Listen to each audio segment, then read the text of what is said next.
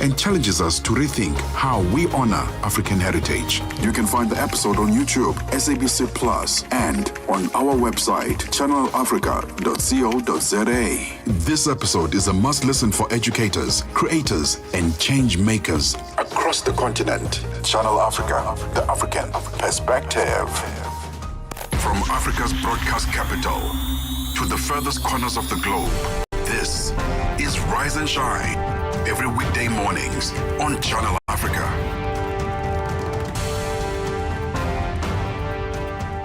Well, welcome to it. It's Rise and Shine here on Channel Africa. We're coming to you live from our Johannesburg studios in South Africa. Thank you so much for tuning in and staying with us for the next 3 hours. That's how long we'll be here, and giving you news and current affairs from the African perspective. Of course, it's all things G20, as you can imagine, and that's how our show is going to be packed today as we throw forward to this moment. It's arrived, people. We are here. We've been talking about it, and now we get to experiencing things kicking off tomorrow officially at Nasrec. That's in the Soweto region, that very old township of Johannesburg with its history. It's happening in that side of things. Well, what we're going to be discussing today is in this hour rather, the U.S. criticizing South Africa's President Cyril Ramaphosa for comments made in relation to the possible America's participation in this G20 summit we talk of. And the United Nations is pressing for access to Al-Fasher, this famine-hit city in Sudan's Darfur region. Those stories and more, of course, will be coming up, and we are live on www.channelafrica.co.za. We live streaming on YouTube at Channel Africa 1 is how you can connect with us there. That same handle is across our social media platforms. So we do welcome you with your questions and comments on our show. And the SABC Plus app via mobile phones is how you can also connect and stay tuned to Channel Africa. My name is Asanda Beda. I'm riding solo today. Peter, our colleague, will be joining us again on Monday. Of course, he's busy up and down with all G20 things. And firstly, then, before we get into our Africa Roundup, here is the news, and we get an update from Onel Ntsinzi. Following her at 6:02, our time is now, is Musibudi Makura with sports headlines. SABC News, the African perspective. Thank you, Asanda, and a very good morning to our listeners. The White House has rebuked South African President Cyril Ramaphosa for the comments made in relation to the possible U.S. government participation in the G20 summit. White House Press Secretary Caroline Leavitt used a sharp tone in responding to the news first reported by the SABC News around the possible U.S. involvement in the leaders' summit after asserting its absence from the event. A U.S. government spokesperson said the diplomat in Pretoria would attend the handover ceremony as a formality, but that the United States was not joining the G20 discussions.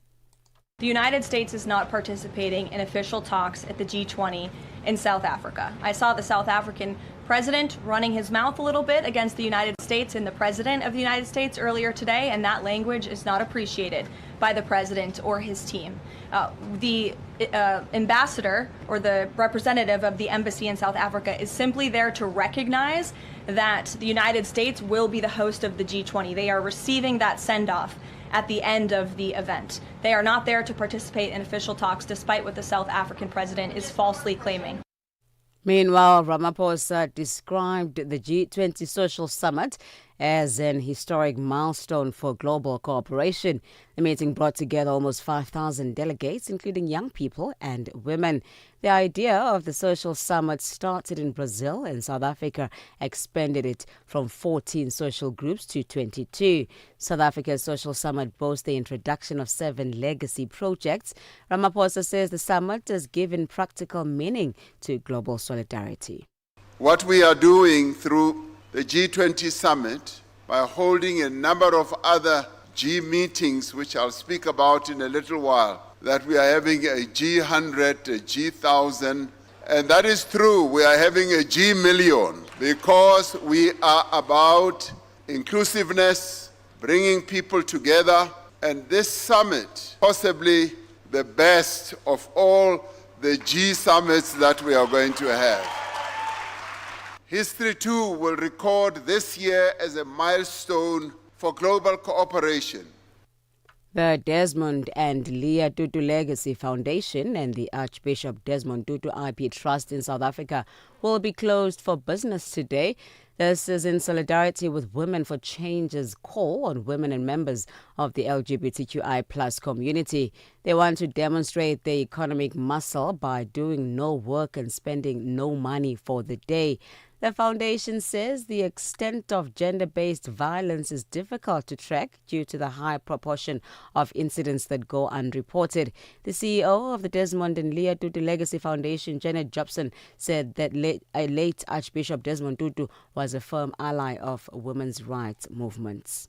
The Desmond and Leah Tutu Legacy Foundation and the Archbishop Tutu Intellectual Property Trust are joining the call for a national shutdown on the 21st of November in support of Women for Change's call that we take a stand on gender-based violence. For too many decades, gender-based violence has been the scourge of our country, undermining the lives, undermining the dignity, undermining the safety, undermining the equality of women in our country. It is simply a national disaster, and we need it to be taken seriously. Sudan's military-led government has welcomed renewed efforts by the US and Saudi Arabia to end the country's civil war. The BBC's Akisa Wandera. Sudan's military leadership says it supports efforts to achieve a just and fair peace and is ready to engage seriously to move talks forward. It had previously dismissed US-led mediation efforts because of the involvement of the United Arab Emirates, which it accuses of backing its rivals, the Rapid Support Forces. The shift came hours after President Trump announced a renewed American initiative on Sudan after what he said was a direct appeal from the visiting Saudi Crown Prince. And lastly, Ukraine's President Volodymyr Zelensky has given a guarded response to new proposals drafted by Washington to end the war with Russia. Details of the plan have not been confirmed officially, but media reports indicate it is heavily based on Russia's demands. The BBC's Jonathan Biel. We are told US officials are working to an aggressive timetable. They want to go to Moscow with a deal within weeks. They know that President Zelensky is in a weaker position, namely because Russia is advancing in the east. Most of Ukraine is having power cuts. And of course, the government is mired in allegations of corruption at the moment. That doesn't mean, though, that either President Zelensky or the Ukrainian people would swallow these proposals. And I think their best hope now is that Europe will intervene. Channel Africa News, I'm Onele Ntsinzi. SABC News. The African Perspective. And coming up in your sports news this hour, the stage is set for the final of the CAF Women's Champions League, while Germany win a thriller to set up a final against Spain in the Davis Cup. Details of these and other stories coming up at 6:30. Wake up, Africa. Peter Ndoro and Asanda Beda are here to help you rise and shine. Weekdays, 6 till 9 a.m. Central African Time. Only on Channel Africa. It is Friday, the 21st of November, our time being 8 minutes past 6 Central African. And we get into the segment of the show that we call the Africa Roundup now. This is where we bring you a list of news that you may have missed yesterday. And this is compiled by our team of researchers, our reporters, as well as our editors to make sure that you get into the know on those stories making news in and around our continent. It also serves as a throw forward to this new news day on this Friday. So we start today with South Africa's President Cyril Ramaphosa saying the United States is reconsidering its decision to boycott this weekend's G20 Leaders Summit in Johannesburg. Speaking after a trilateral meeting with the European Union in Johannesburg on Thursday, he said Pretoria is in talks with Washington to find common ground.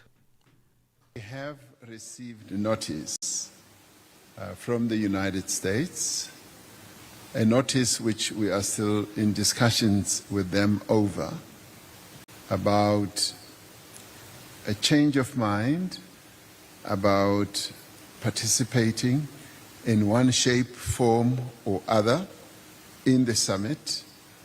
So The discussions are still ongoing. This comes really at the late hour before the summit begins. And so therefore we do need to engage in those types of discussions to see how practical it is and what it finally really means. In a way, we see this as a positive sign, very positive, because, as I've often said, boycott politics never work. It's always best to be inside the tent than being outside of the tent. The White House has sharply criticized President Cyril Ramaphosa for his comments on Washington's planned boycott of the G20 summit. Press Secretary Caroline Leavitt accused Ramaphosa of running his mouth, that's a quote, underscoring a fresh diplomatic rift between the two countries. She confirmed that while a representative from the U.S. Embassy in Pretoria will attend the summit's formal handover ceremony on Sunday, the United States will not participate in any of the discussions. SABC's U.S. correspondent Sherwin Bryce-Peace reports.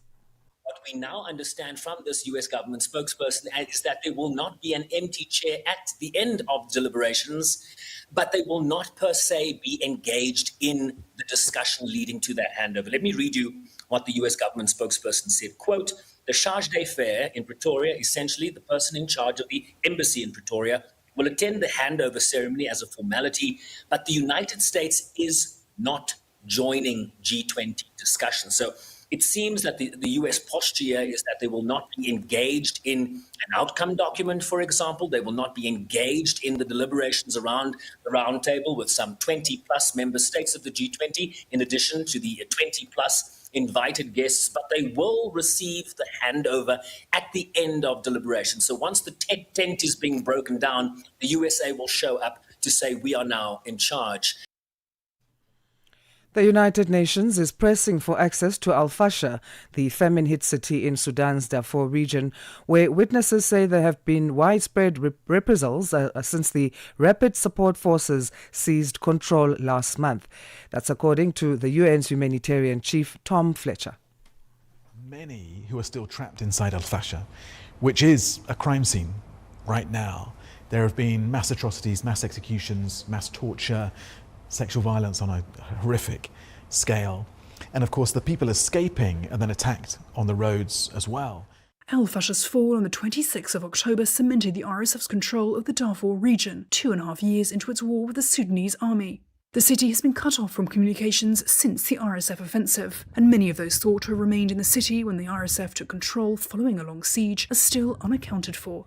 The RSF says reports of atrocities have been exaggerated, but that it is investigating cases of abuse by its soldiers. The International Criminal Court has said that it is collecting evidence of alleged mass killings and rapes in Al-Fasher. More than 100,000 people are thought to have fled since the RSF takeover, but only a fraction have reached the nearby town of Tawila, controlled by neutral forces. Meanwhile, U.S. President Donald Trump says he will support efforts to end the war in Sudan after Saudi Crown Prince Mohammed bin Salman asked him to step in.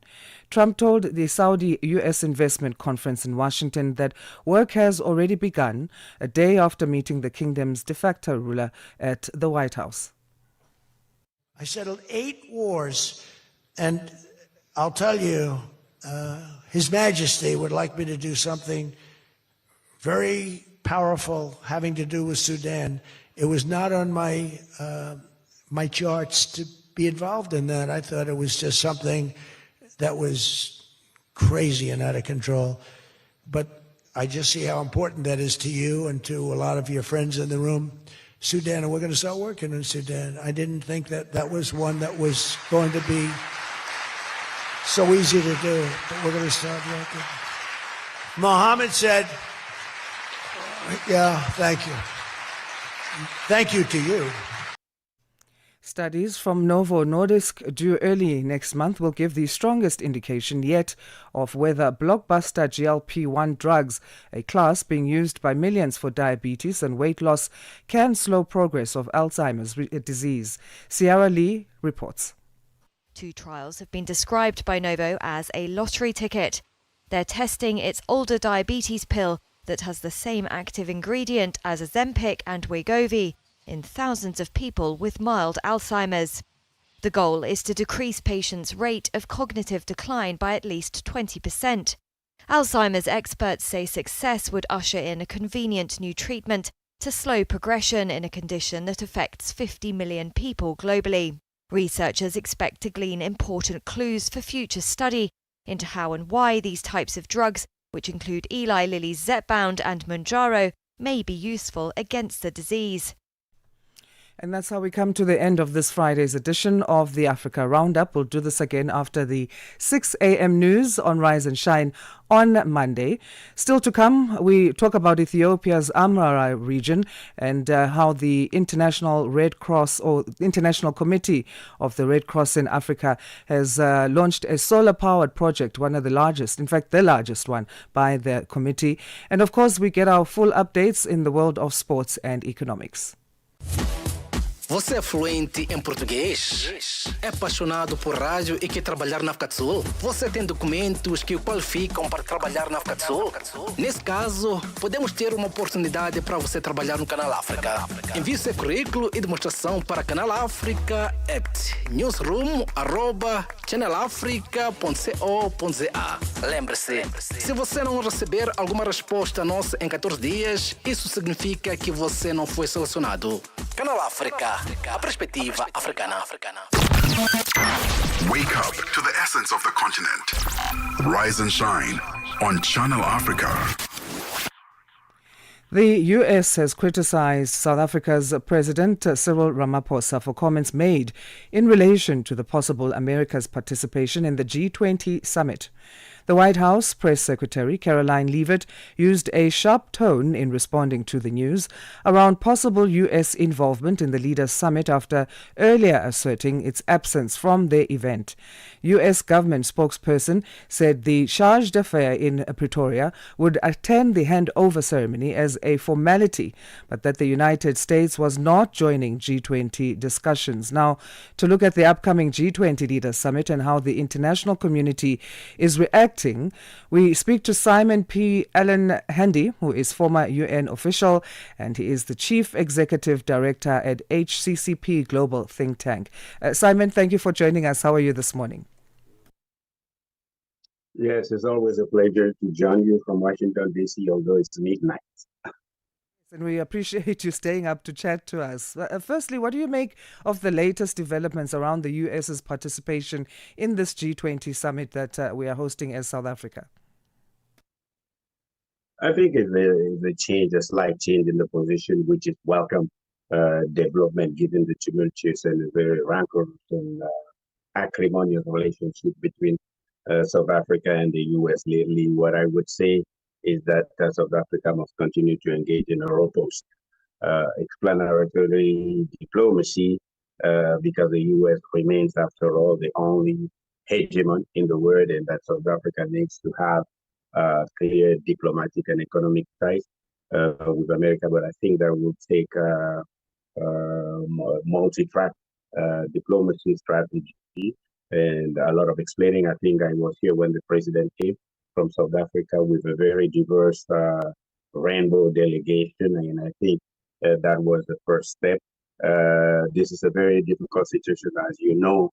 The mere fact that South Africa went to the International Court of Justice to denounce some of the atrocities that have been taking place in the Middle East has created powerful enemy in Washington, D.C., and I think that everything that is happening now is the ripple effect of that seminal decision taken in January 2003 by South Africa in The Hague. But I have every confidence that South Africa will have it within itself the means to begin a new relationship with America and build a 6-lane highway of knowledge sharing and participatory cooperation. The theme that South Africa has for this G20 leaders meeting is solidarity, equality, and sustainability. How can this G20 leverage the UN's existing frameworks when it comes to human rights and equality? I think the G20 has the financial muscles but the UN has the moral spine. South Africa's presidency offers a unique opportunity to operationalize the UN's normative framework, specifically the SDGs, which I work on, and the Universal Declarations of Human Rights. Within the hard-nosed economic policy of the G20, we cannot speak of sustainability without addressing the inequality of debt financing that cripples African nations. By leveraging UN frameworks, I believe that the G20 can push for a reform of the international financial architecture, ensuring that solidarity translates into fair access to capital rather than predatory lending that currently undermines human rights across the global south. But what is also at stake is that the global regulatory framework that was established in 1945 is basically crashing before our very eyes, and the rise of Africa and its attendance on the international stage, it's a welcome opportunity. And I think that what is happening now in South Africa is very significant, not only structurally, but also symbolically. But for decades, Africa has been on the menu. Now it's seated at the table. The entry of the African Union itself on the G20 effectively bridges the chasm between G7 and the yes, global I South. am. I'm on the call actually. And it forces the entry of the African Union into the G20 effectively. It forces also realignment of the global economic architecture, acknowledging that you cannot discuss the future of the global economy, energy transition, supply chains, digital demographic without a continent that holds 60% of the world's renewable energy potential and its youngest workforce.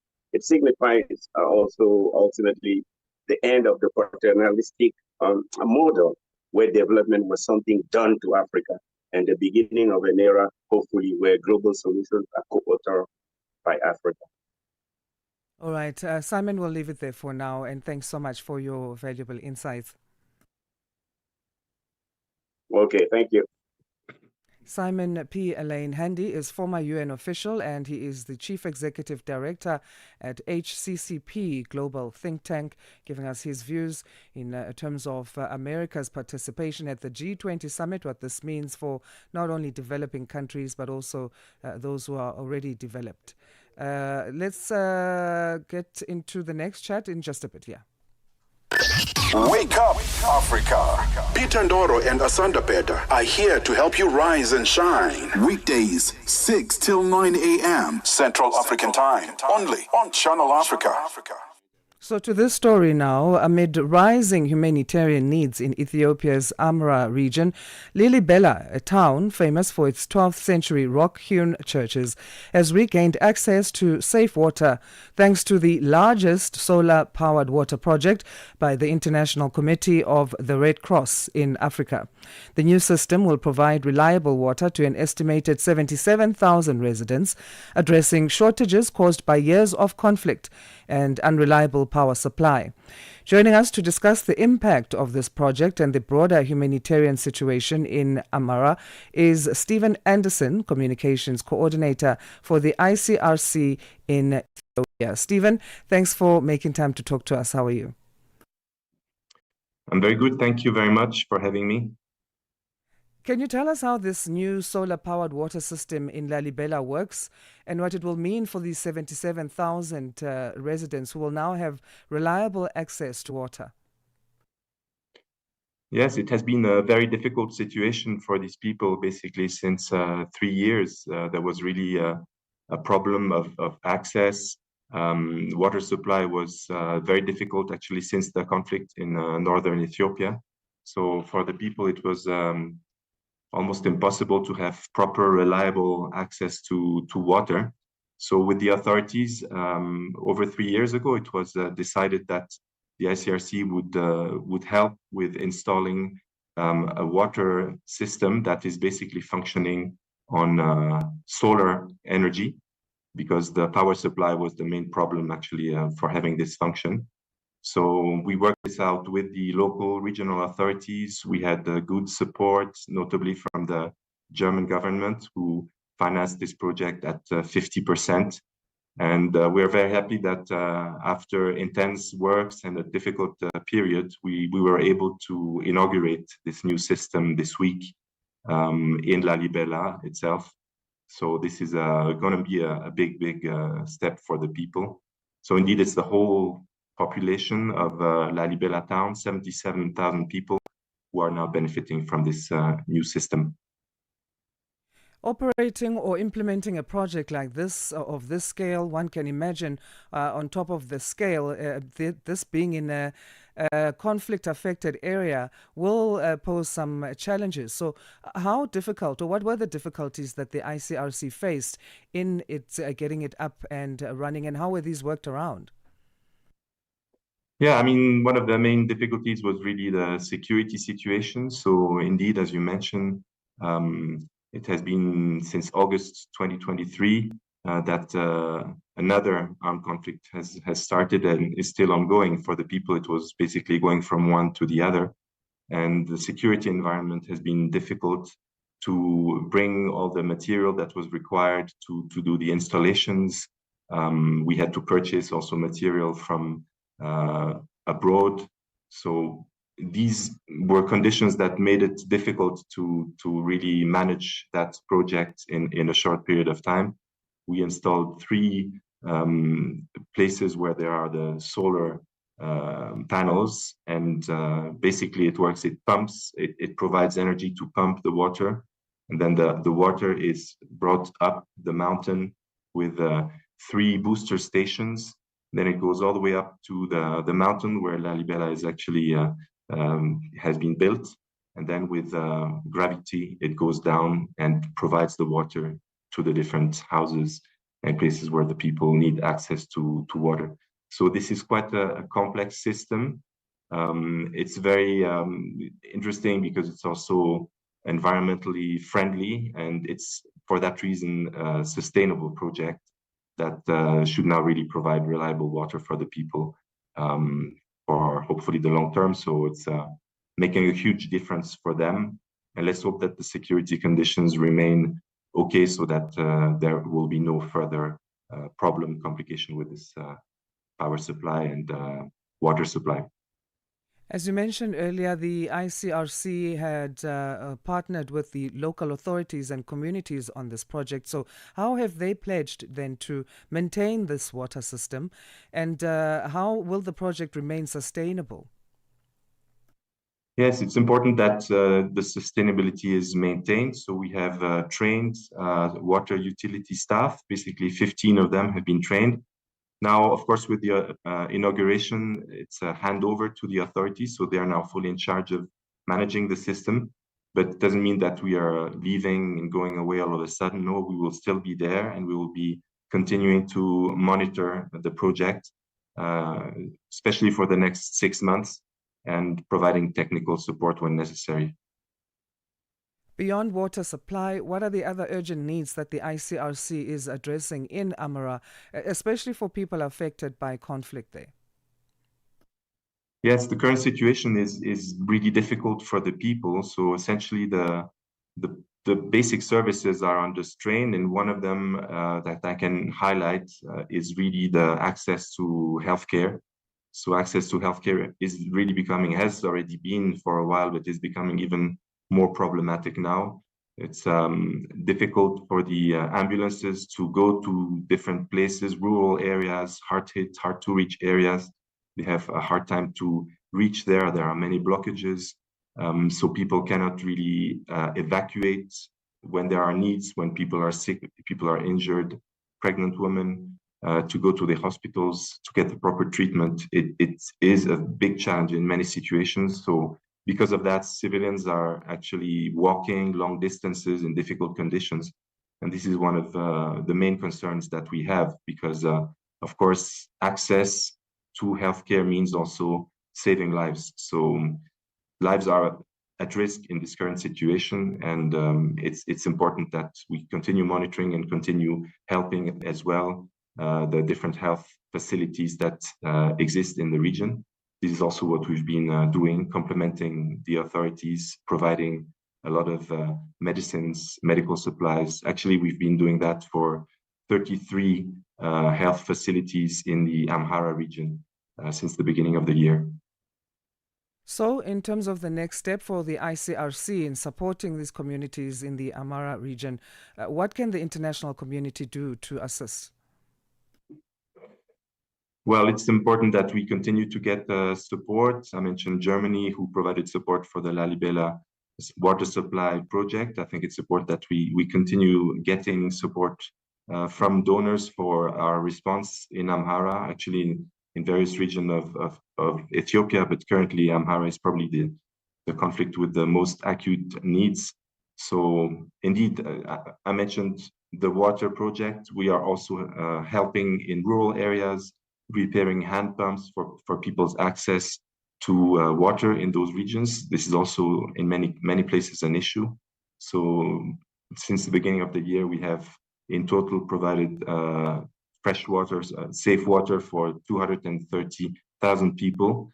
There's the health situation, which I mentioned, which is very important. But we also have situations with people detained, and it's a very important role as well from the International Committee of the Red Cross to be able to access people that have been captured, detained, wherever they are, whoever they are, to be able to monitor the conditions in which they are held and the treatment that they receive. And of course, to help them also establish contacts with their family members if this is an issue.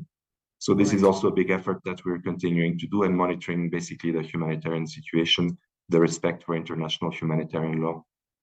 Stephen, thank you so much. We'll leave it there for today. We appreciate your time again. Thanks a lot. Have a good day. Thank you, you too. Stephen Anderson, Communications Coordinator for the ICRC in Ethiopia, speaking to us about the newly inaugurated solar-powered water project in Lalibela and the broader humanitarian challenges in the Amara region. Let's get our news headlines now. Here's Onele Nzinzi at 6:31 Central African Time. SABC News. Headlines. The African Perspective. Thank you, Asanda. The White House has rebuked South African President Cyril Ramaphosa for comments made in relation to the possible U.S. government participation in the G20 summit. Government spokesperson said the diplomat in Pretoria would attend the handover ceremony as a formality, but that the United States was not joining the G20 discussions. Sudan's military-led government has welcomed renewed efforts by the U.S. and Saudi Arabia to end the country's civil war. And Ukraine's President Volodymyr Zelensky has given a guarded response to new proposals drafted by Washington to end the war with Russia. Channel Africa News, I am Onele Nzinzi. SABC News. Headlines. The African Perspective. And now let's find out what's happening in the world of sports. We get our full bulletin from Musubudi Makura. Sports on Channel Africa. The African Perspective. Thank you so much, Asanda. Very good morning from the Sports Desk. So the stage is set for the CAF Women's Champions League final as former champions AS FAR of Morocco will face debutants ASEC Mimosas in today's much-anticipated final. Now, following yet another exciting addition to Africa's most prestigious club football tournament, the AS FAR as well as ASEC Mimosas final are the two, or rather should I say those teams are the two remaining contenders up for the CAF Women's Champions League 2025 crown that is set to be contested at the Suez Canal Stadium in Ismailia, Egypt tonight. So in addition to the coveted title, the 2025 victors will also qualify for the playoff round to the FIFA Women's Champions Cup, making today's contest even more important.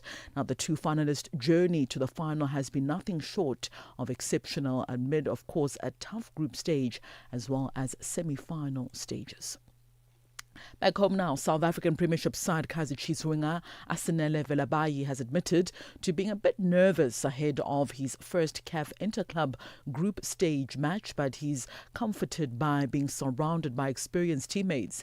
Now, Chiefs will open their CAF Confederation Cup Group D campaign against Al Masri of Egypt in Suez in Egypt this coming Sunday, having departed Johannesburg on Wednesday. Velabayi, who had made his debut in a 3-1 win over AS Sim Simba of Tanzania in the preliminary round stages of this year's tournament knows that this is a different level of football. Obviously, a big moment for me. It's my first time traveling to Africa, to Egypt. I know it's going to be a difficult one, but looking forward to it. We've watched the league. I've watched the league before, and I know it's difficult, but yeah, we're looking forward to it as a team. Obviously, for me, I'll be honest, I'm a bit nervous. But yeah, with the guys in the team, experience the Biza, Bruce Pavuma, all the guys that have played before have been, helping me closely, and yeah, with them, I trust them, so yeah. Now, the former Cape Town Spurs attacker is already clued up on the requirements in continental football competition and says a clean sheet away from home can go a long way in their campaign. For us, the first thing is not to concede. Obviously, we are going for the 3 points, but I think us not conceding will put us in a better place. So yeah, the main thing for us is to obviously win, but we don't want to concede as well. On to some rugby news now. South Africa's Springbok powerhouse Argie Snyman hits a major milestone this weekend, earning his 50th Test cap, and he'll do so right in front of the heart of Leinster, a place he now calls home. Now, coach Rassie Rasmus is going full throttle, unleashing a near full-strength Bok lineup to take on Ireland at the Aviva Stadium on Saturday night.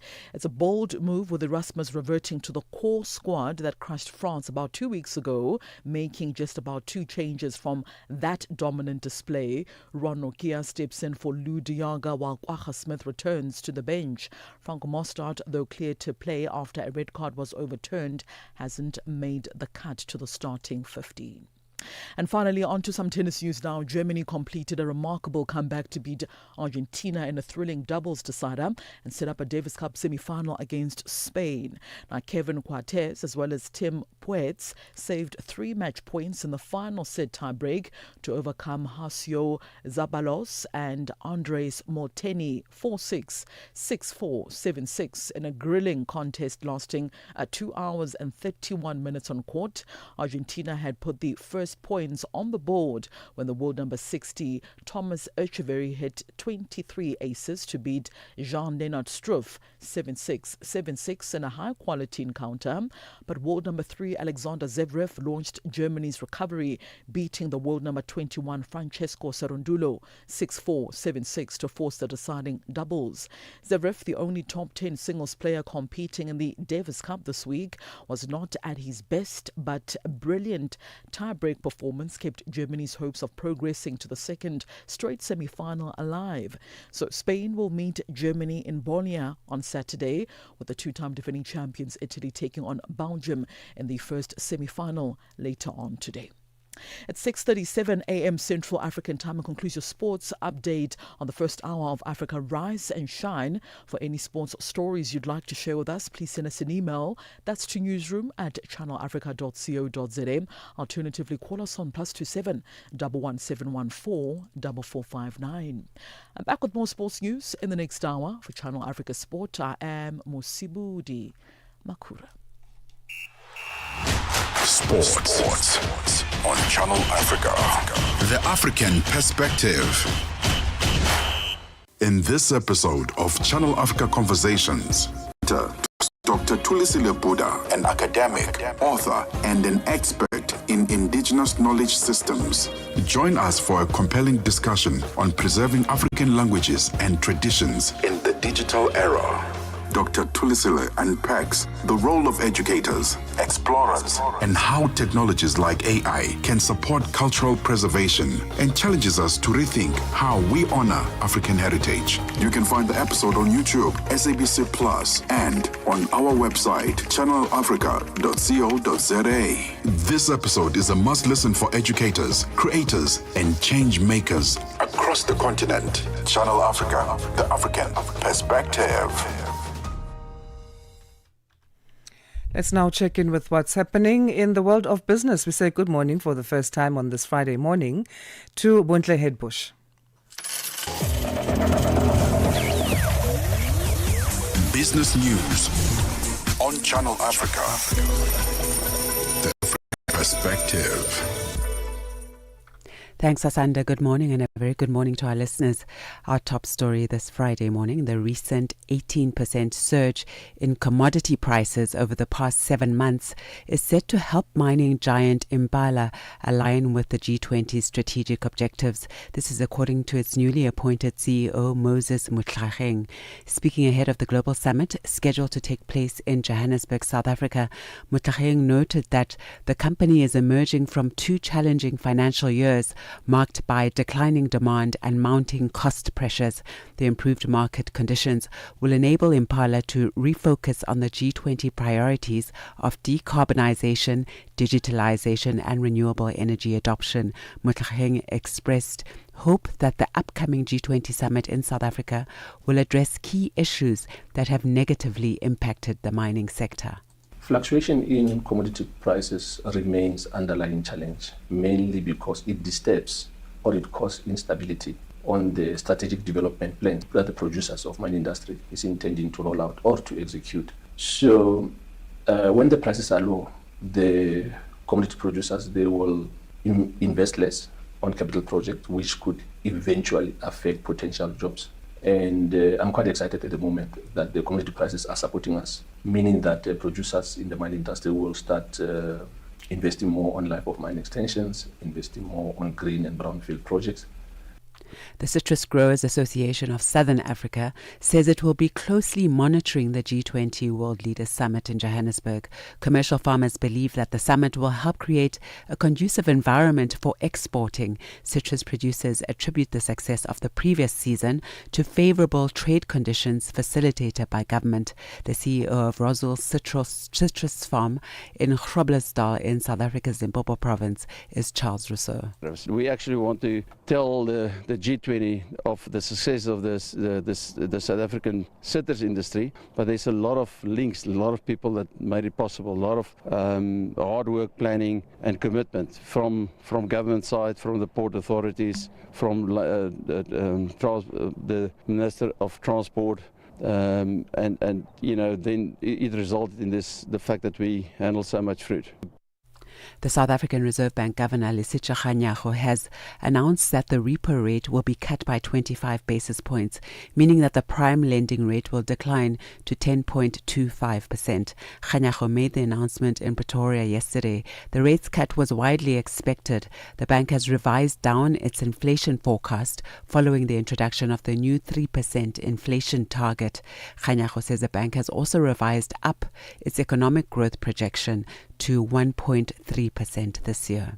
We assess the risks to the inflation outlook as balanced. Against this backdrop, the MPC decided to reduce the policy rate by 25 basis points to 6.75% with effect from the 20th of November. Libya's National Oil Corporation says it's approaching the final stage of a public exploration bid round, with companies expected to submit offers and open bids in February 2026. Oil officials say the bid round, the first in over 17 years, covers 22 areas for oil exploration and development, including 11 offshore and 11 onshore blocks. The bidding round, announced on the 3rd of March, comes as Africa's second largest oil producer and member of the Organization of the Petroleum Exporting Countries, seeks to raise its oil output. Further afield, the U.S. tech giant Meta has been ordered to pay more than $500 million to Spanish media outlets as compensation for unfair competition over the sale of digital advertising using personal data.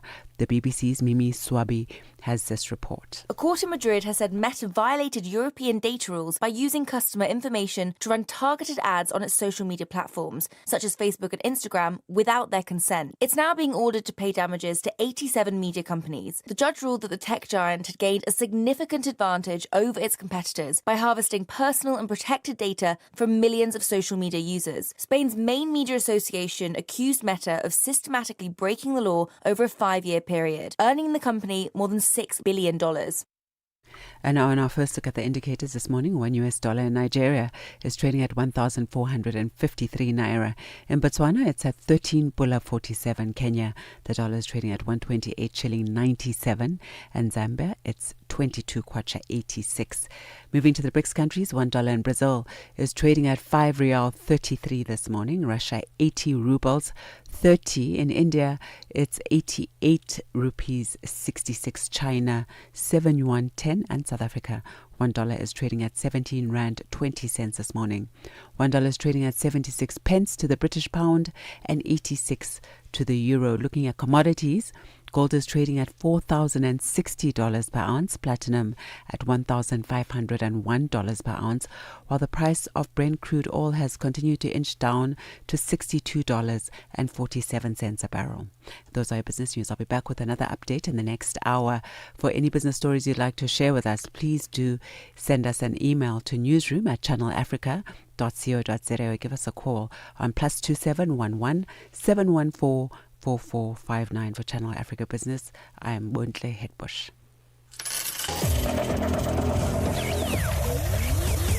Business news on Channel Africa. The African perspective. Wake up to the essence of the continent. Rise and shine on Channel Africa. G20 in Africa, exclusive to Channel Africa. Our G20 fact for this Friday at 6:45 Central African Time is the G20 South Africa Summit will be the 20th meeting of the Group of 20, a meeting of heads of state and government. It will be the first G20 summit held on the African continent. There are high expectations that South Africa will lead a progressive, people-centered presidency in a fractured global geopolitical context. South Africa is to hand over the G20 presidency to the United States. And that's our G20 fact for this morning. Did you know that? G20 in Africa, exclusive to Channel Africa, championing Africa through solidarity, equality, and sustainability.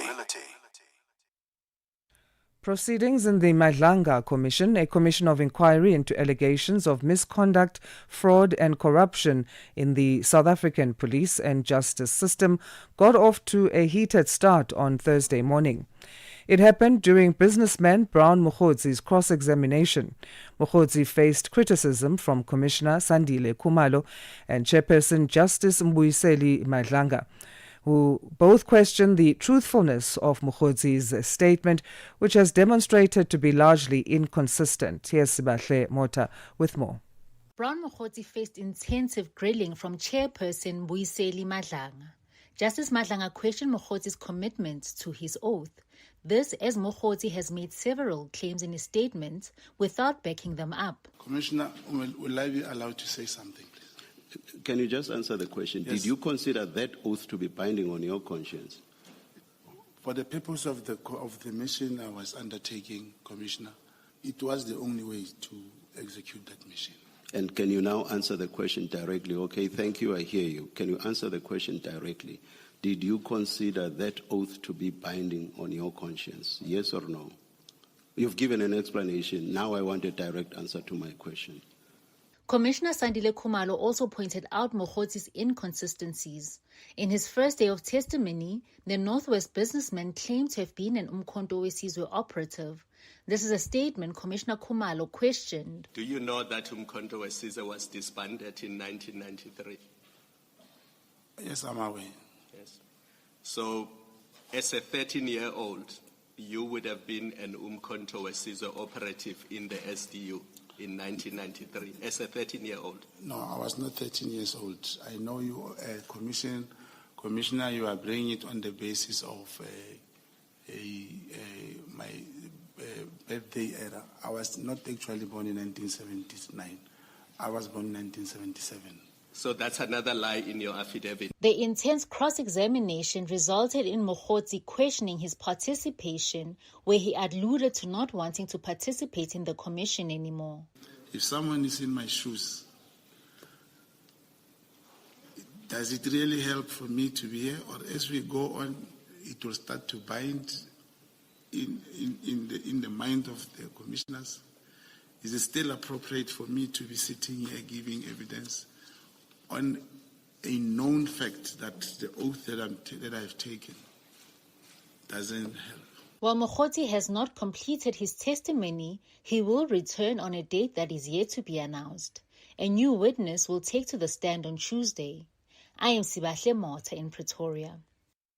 Right, staying with that story of the Madlanga Commission, to discuss it further, we joined now by Professor Sipho Siepe, who is a political analyst. Professor, thank you so much for joining us. How are you on this particular Friday? Good morning, I'm fine.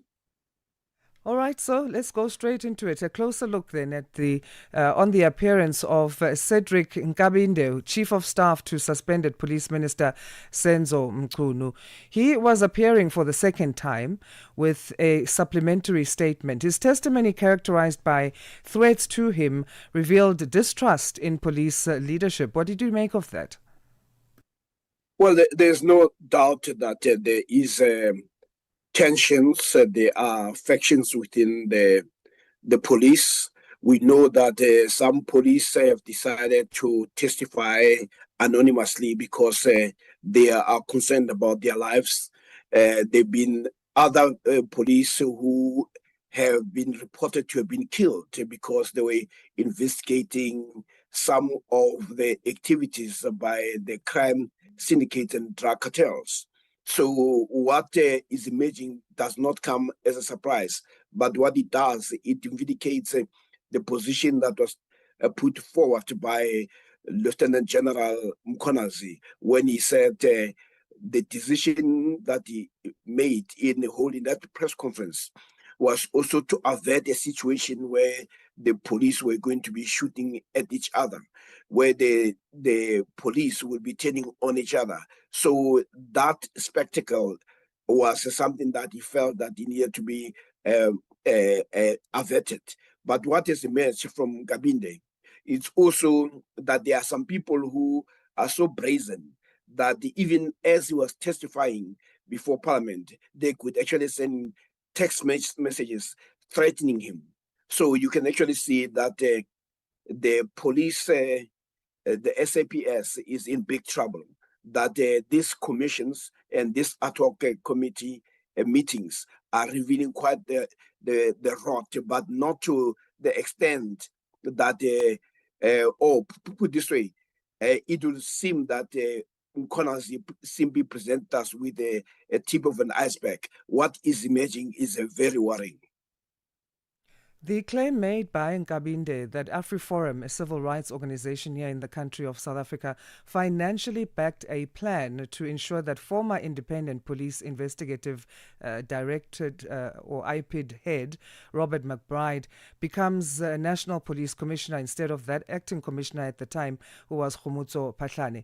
Why do you think AfriForum would involve itself in this manner, and can the legitimacy of this statement be successfully tested?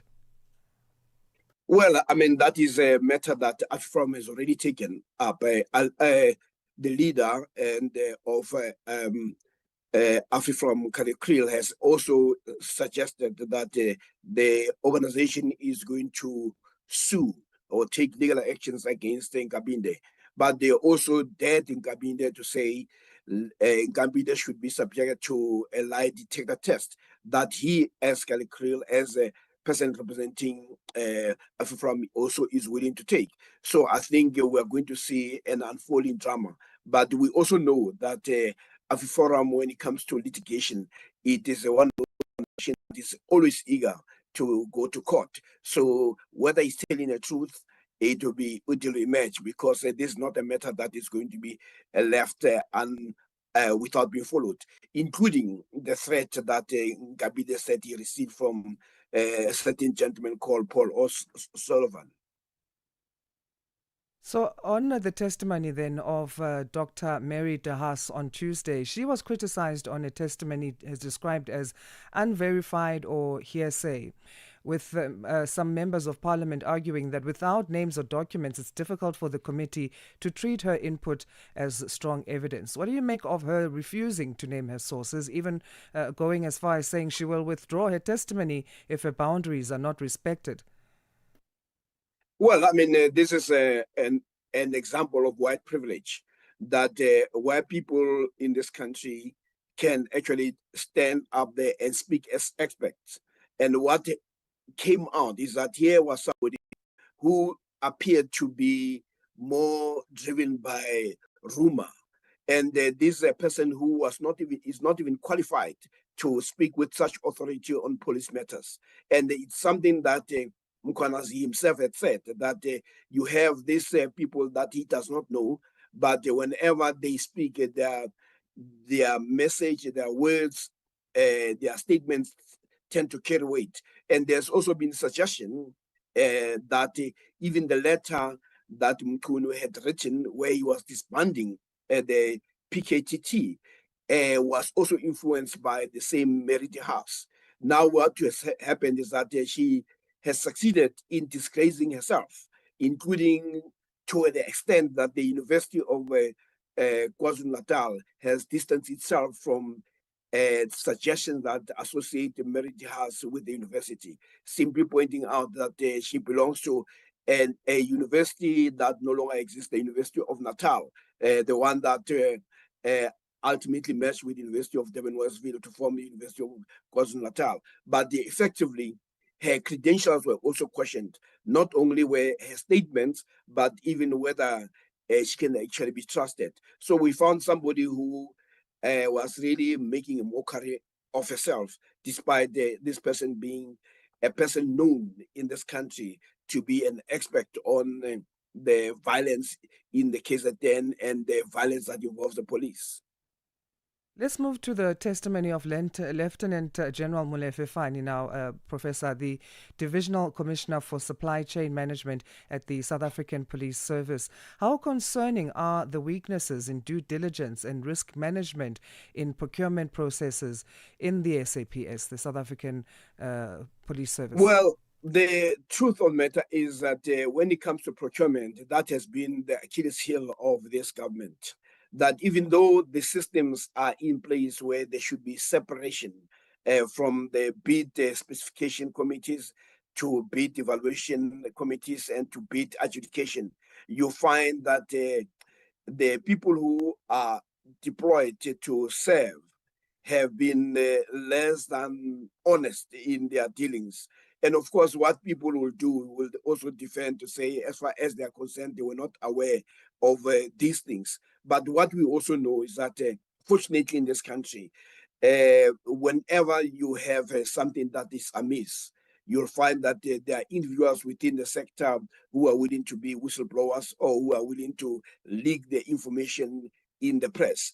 The case in point is this Matala matter, where it was indicated that even as it was going out there and it was being accepted, people were already complaining about the fact that there is something amiss with the process. Let's go back then to Cedric Nkabinde, Chief of Staff to suspended Police Minister Senzo Mkhunu, and his testimony. After he testified, it was cut short due to lack of clarity on locations and dates. The members of parliament got upset and went as far as saying he should be investigated for perjury. How likely is that to happen? Well, I mean, it's likely to happen unless he tries to. I mean, it's really up to the parliamentary committee to simply say, we're willing to look at the instances where he has been less and frank, especially if that information is so important for them in terms of the determination of the allegations that were made by the Lieutenant General Mkhonasi. What is important before by parliamentarians is whether the testimonies that are given are going to be helpful. But they will take a dim view where people come there to undermine the process of finding the truth. So it ultimately depends on what Parliament will do. But my sense is that this Parliament has an appetite to follow through where people misbehave themselves. Professor Siepe, thanks again for joining us. It's always great catching up with you. You're welcome. That's Professor Sipho Siepe, political analyst, just giving us a roundup of the latest as far as Parliament's ad hoc committee into corruption within the South African Police Service. From Africa's broadcast capital to the furthest corners of the globe, this is Rise and Shine, every weekday mornings on Channel Africa.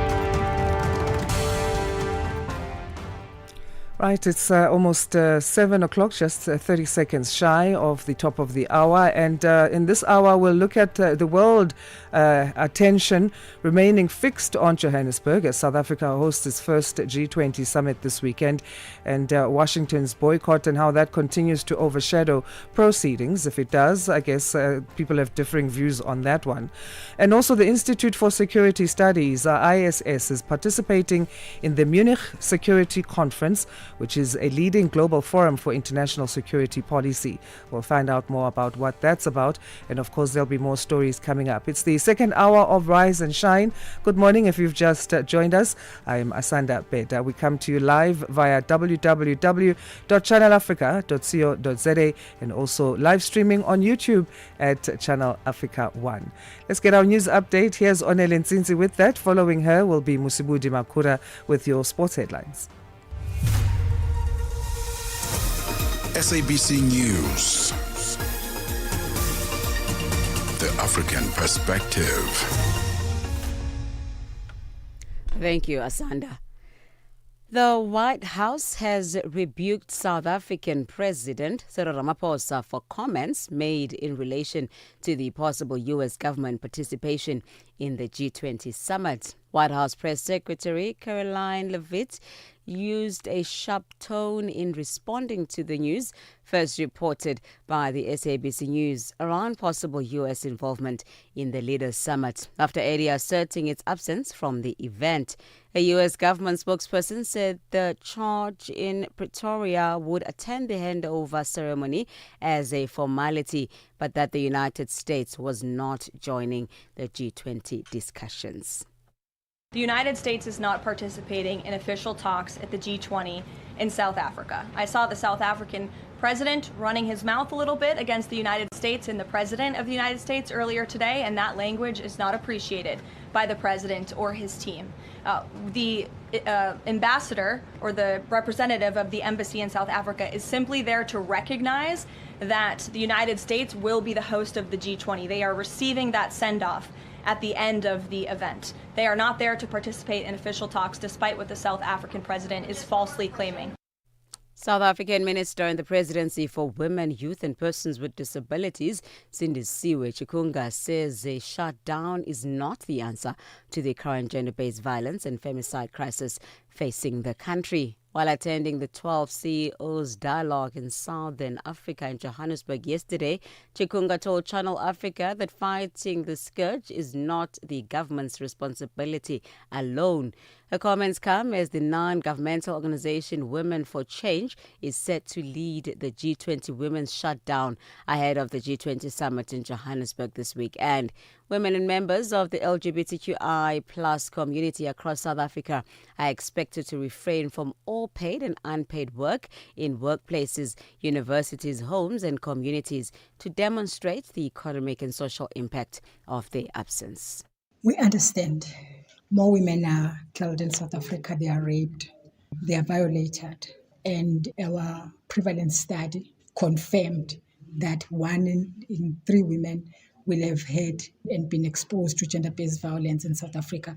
We still think that we can deal with it differently, either than maybe a shutdown, because unfortunately it still affects women, because we're not costing it to say what is the impact of shutdown in the economy of South Africa that directly or indirectly affects women. Sudan's military-led government has welcomed renewed efforts by the U.S. and Saudi Arabia to end the country's civil war, the BBC's Akisa Wandera reports. Sudan's military leadership says it supports efforts to achieve a just and fair peace and is ready to engage seriously to move talks forward. It had previously dismissed US-led mediation efforts because of the involvement of the United Arab Emirates, which it accuses of backing its rivals, the Rapid Support Forces. The shift came hours after President Trump announced a renewed American initiative on Sudan after what he said was a direct appeal from the visiting Saudi Crown Prince. Journalists in Tunisia have been holding a protest near government offices in the capital, Tunis. They are demanding an end to restrictions on reporters and the release of jailed colleagues. They have vowed that the widening crackdown will not silence them after President Kais Saied seized full power in 2021. Saied and his supporters say they've acted against defamation and not freedom of expression. Ukrainian President Vladimir Zelensky has given a guarded response to new proposals drafted by Washington to end the war with Russia. Details of the plan have not been confirmed officially, but media reports indicate it's heavily based on Russia's demands. The BBC's Jonathan Beale. We are told US officials are working to an aggressive timetable. They want to go to Moscow with a deal within weeks. They know that President Zelensky is in a weaker position, namely because Russia is advancing in the east. Most of Ukraine is having power cuts. And of course, the government is mired in allegations of corruption at the moment. That doesn't mean, though, that either President Zelensky or the Ukrainian people would swallow these proposals. And I think their best hope now is that Europe will intervene. For any news stories you'd like to share with us, please send us an email to newsroom@channelafrica.co.za or call us +27 11 714 4459. Channel Africa News, I'm Onele Tsinzi. SABC News. The African Perspective. And coming up... And coming up in your sports news this hour, the CAF Interclub tournaments enter the group stages this weekend, while Achia Snyman hits 50 as Bok load up for the Ireland clash. Details on these and other stories coming up at the bottom of the hour. Wake up, Africa. Peter Ndoro and Asanda Beda are here to help you rise and shine. Weekdays, 6 till 9 a.m. Central African Time. Only on Channel Africa. So, world attention remains fixed on Johannesburg as South Africa hosts its first G20 summit this weekend, but Washington's boycott continues to overshadow proceedings. The White House says the U.S. will only attend the formal handover ceremony at the end of the summit, insisting it will not take part in any of the talks. This comes after President Cyril Ramaphosa suggested the U.S. had indicated a late change of heart. But U.S. officials deny that, maintaining they boycott over what President Trump claims to be race-based persecution of white Afrikaners in South Africa.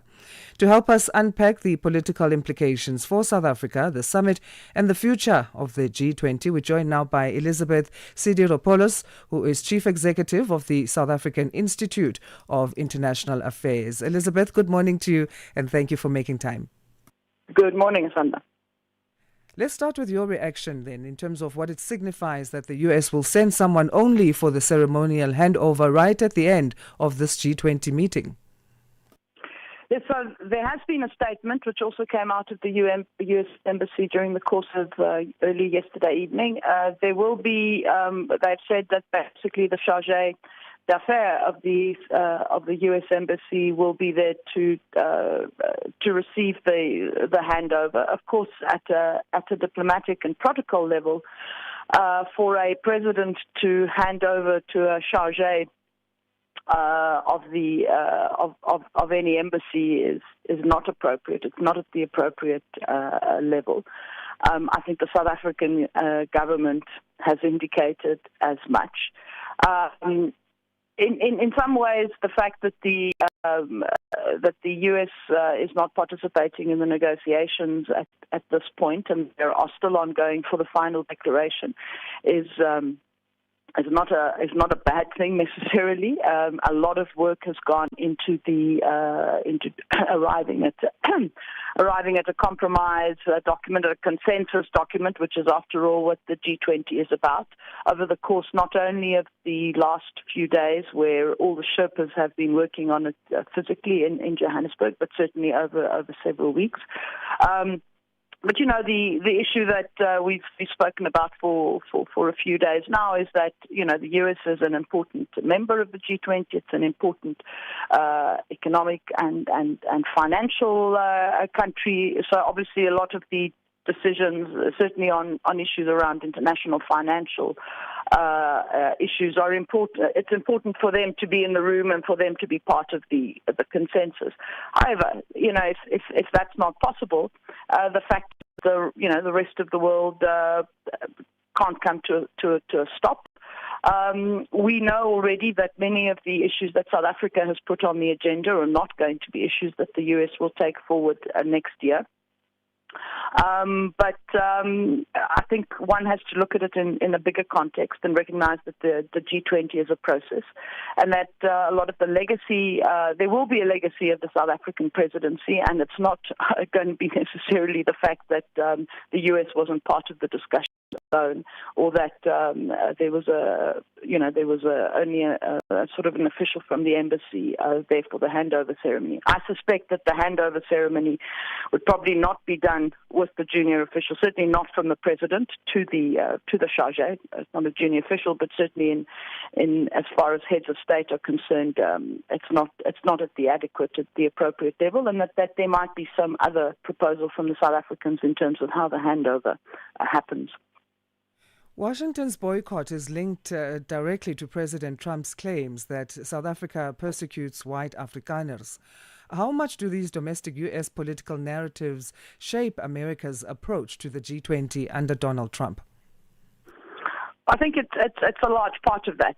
We know that the G20 is simply one of a number of international groupings, both formal and informal, which the Trump administration believes do not advance American interests, or in fact, in the case of other formal bodies, actually take advantage of the U.S., et cetera, et cetera. Trump has made it quite clear over the course of the last few months that he believes that the agenda that South Africa has put on for the G20 is actually inimical to American interests. But this is an administration that has focused on Make America Great Again, that it's going to make the case that any engagement at an international level needs to bring very, very direct benefits, depending on how you define those, to the US. And so the G20 is, I think the G20 is within that ambit of approaches that the administration has undertaken. And it is compounded, of course, by the bilateral relationship around, genocide, so-called genocide of white Afrikaners, and the Expropriation Act, and so on and so forth. So there is certainly a particular South African dimension to the way in which they're responding in terms of their perceptions, but then this is also part of a broader sort of turning away from international cooperation, where the U.S. has to sort of sit around the table and identify areas where they can build consensus, which invariably means you have trade-offs. That's what consensus and compromise, after all, are all about. So, I mean, in terms of that, as you say, whether the U.S. is here or not, this will continue. This is a global gathering. It's not a U.S.'s gathering. South Africa even saying the summit will adopt a declaration despite U.S. objections. What does that standoff tell us about the current balance of power now within the G20?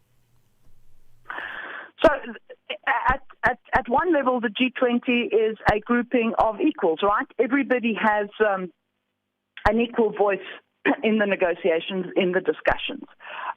And at the end of the day, when the working method of the G20 is to adopt a document by consensus.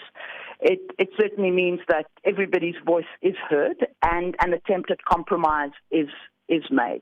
And certainly this has been the case over the course of the last few days.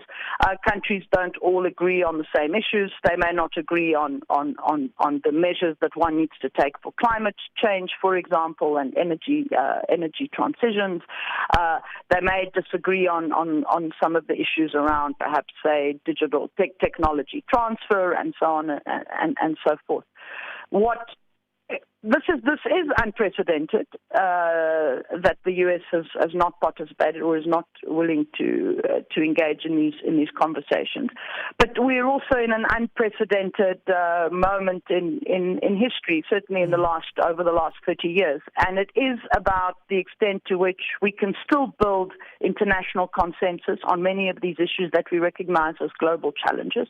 And unfortunately, I think that ability to build consensus is fraying significantly, not just in the G20 but in other forums. And I think the question that world leaders need to answer is, how do we then, on the issues that we believe are critical for international cooperation, how do we ensure we can keep moving forward on them, even where certain countries may not be committed to them, may want to turn away from them, may want to erode their impact. And that, I think, is the biggest challenge. We'll see how the declaration plays out over what is the ultimate outcome over the course of the next couple of days. But this is a problem that will be with us, not just in this G20 presidency, but certainly going forward.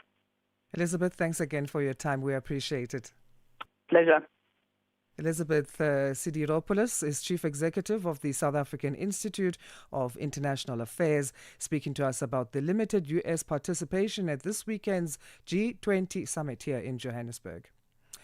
Well, it is still unclear whether the U.S. will be participating in the G20 summit in Johannesburg, South Africa this weekend. This as the White House rebuked South African President Cyril Ramaphosa for comments made in relation to the possible U.S. government's participation. White House Press Secretary Caroline Leavitt used a sharp tone in responding to the news, first reported by SABC News, around possible U.S. involvement in the leaders' summit after earlier asserting its absence from the event. Meanwhile, speaking during the SAEU trilateral engagement on Thursday evening, President Ramaphosa said a notice from the United States was a positive sign. He said discussions on the issue are still ongoing while seeking practical solutions. Here's Channel Africa's reporter Michael Mbewe with more.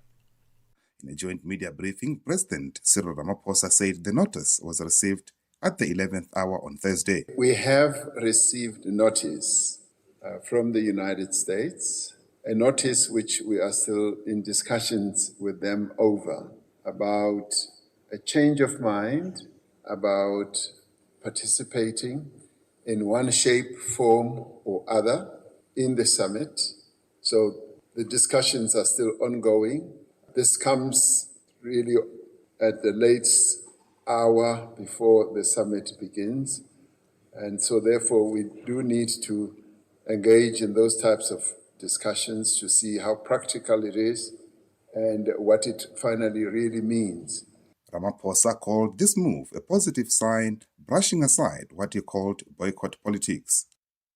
In a way, we see this as a positive sign, very positive, because, as I've often said, boycott politics never work.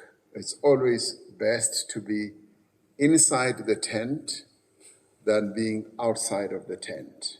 The tent is the G20. All countries are here, and the United States, being the biggest economy in the world, needs to be here. So it's pleasing to hear that there is a change of approach, and so we are still discussing how that will manifest. Meanwhile, EU Council President Antonio Costa emphasized the EU's commitment in its partnership with South Africa and to global multilateral platforms such as the G20, UN, and G7, calling the G20 a very important platform of dialogue. First of all, we are very glad to be here. First of all, to continue to work on our bilateral relationship with South Africa. but also to participate in the G20 meeting. The G20 is a very important platform of dialogue from different countries, different people from different parts of the world. And the European Union believes in this multilateral system, in the international rules-based order. And we are very engaged in the multilateral system, United Nations, G20, G7. We support the reform of the trade in the International Trade Organization. We are engaged in all international organizations. And we are very engaged in weaving a very strong and diversified network of relationship. During last year, I think we had more than 10 summits with Central Asia countries, with Japan, with China, with Canada, with United Kingdom, with South Africa. Look, more than 10, and we will continue. Costa reaffirmed EU's sovereign foreign policy, dialogue with friends, allies and even adversaries, noting that the only way to solve problems is through a meaningful engagement. And Europe is sovereign in defining their own external policy, and we are present where we believe that's important to be present and to engage with our partners, with those who are friends, with those who are allies, and also with those with which we have problems, because the only way to solve problems is to talk about it. EU Commission's President Ursula von der Leyen said Africa's hosting of the G20 for the first time in South Africa and the AU's new permanent membership shows the continent's central vital role in global affairs. Tomorrow, indeed, you will host the G20 in your great and beautiful country. And this will be the first G20 summit to take place on African soil, the first since the African Union joined as a permanent member. And I think this highlights Africa's central, vital role on the global stage. The leaders welcomed the signature of the EU-South Africa Clean Trade and Investment Partnership, which will create new trade and investment opportunities while supporting decarbonization objectives through tailored, flexible and targeted approach, taking into account the priorities of South Africa and the EU. Michael Mbewe, Channel Africa News in Johannesburg. From Cape to Cairo, Dakar to Dar es Salaam, rise and shine with Peter Ndoro and Asanda Beda on Channel Africa. Okay, let's look at world leaders now gathering this Saturday and Sunday in Soweto, southwest of Johannesburg, here in the country, for the G20 summit. The meeting, which brings together the world's largest economies, is aimed at tackling global challenges from economic growth to rising inequality. But critics warn the summit may be overlooking deeper structural issues. Inequality is fueling conflict, political power imbalances are widening financial gaps, and the lack of global fiscal framework is leaving the world's poorest behind. We now go live to Nairobi in Kenya to speak with Professor Atiya Waris, UN independent expert on foreign debt and professor of fiscal law at the University of Nairobi. Good morning, Professor, and thank you for making time for us this morning. Good morning, Asanda. It's a pleasure to be here. The G20 brings together the world's most influential economies. From your perspective, what are the most urgent issues this year that leaders need to tackle? Honestly, I think there's one issue, and that is peace, the absence of conflict and the ceasing of wars across the world. We're in an unprecedented time where we have over 56 conflicts globally right now. We have a huge number, of course, on the African continent as well. And while we're talking about a lot about challenges facing us, if we cannot have people living in peace, where they know they cannot wake up in the morning and survive till the end of the day, then this is really, I think, the most critical point that should be facing us today. As you highlight conflict, inequality is also being highlighted increasingly as a global risk. How does rising inequality contribute to economic instability and conflict around the world? This year, I presented a report to the UN General Assembly, which I called Financing Peace. And what I was looking at is the ways in which the global financial system is interacting or engaging with the ability of countries and people to maintain peace globally. And what I see are structures of finance that not only are there to, of course, increase profitability, which is of course, the number one game of most people who are doing investments. But the problem is that more and more, it is the lucrativeness or the profitability of problems like conflict that is causing a huge amount of investments. Great big investment companies like BlackRock, for example, make more money from investing in conflicts and wars through, for example, military companies and financing of developments in weaponry than they do in a regular investment in agriculture, for example, or industry. And so what you see is a deepening inequality where those that are wealthy are now actually actively involved in investing in conflicts and wars because they're investing in military companies. One specific example that comes to mind, for example, is the Norwegian pension fund. Norwegian pension fund just recognized that I think it's hit its highest investment amount ever, over $1 trillion. And they invest very heavily, actually, in military companies. So these inequalities are not just inequalities of high net worth individuals, which has been a conversation, of course, around the G20, but it's also investment of middle class in globally northern or high income countries, where their investments and their pension funds seem to be going into weaponry. And so there is this deeper inequality, not only in terms of wealth, but it's an inequality in the quality of life of people and their peacefulness. You've also spoken about the absence of a global fiscal framework. Can you explain what that is and why it's particularly crucial for developing countries? I'd like to give you examples. If a developing country has a loan with the IMF or the World Bank or with any of these private lenders, BlackRock being, of course, one of them, sorry to repeat the name again, State Street Brokers, what starts to happen is you actually cannot tell what's going to happen if they have a disagreement. So if you have a dispute with the IMF, they have to agree whether they want to go into a resolution process, and they can opt out of it. And if they opt out of it, there is no way for that country to go to ask for a rethink or a relook into how to resolve the particular problem they're facing. So there is no global dispute resolution space.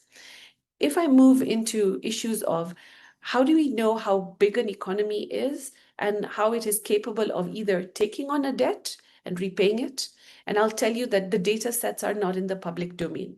The lenders tend to use credit rating agencies. The three main ones are private entities registered in the United States. There are no special regulations for them.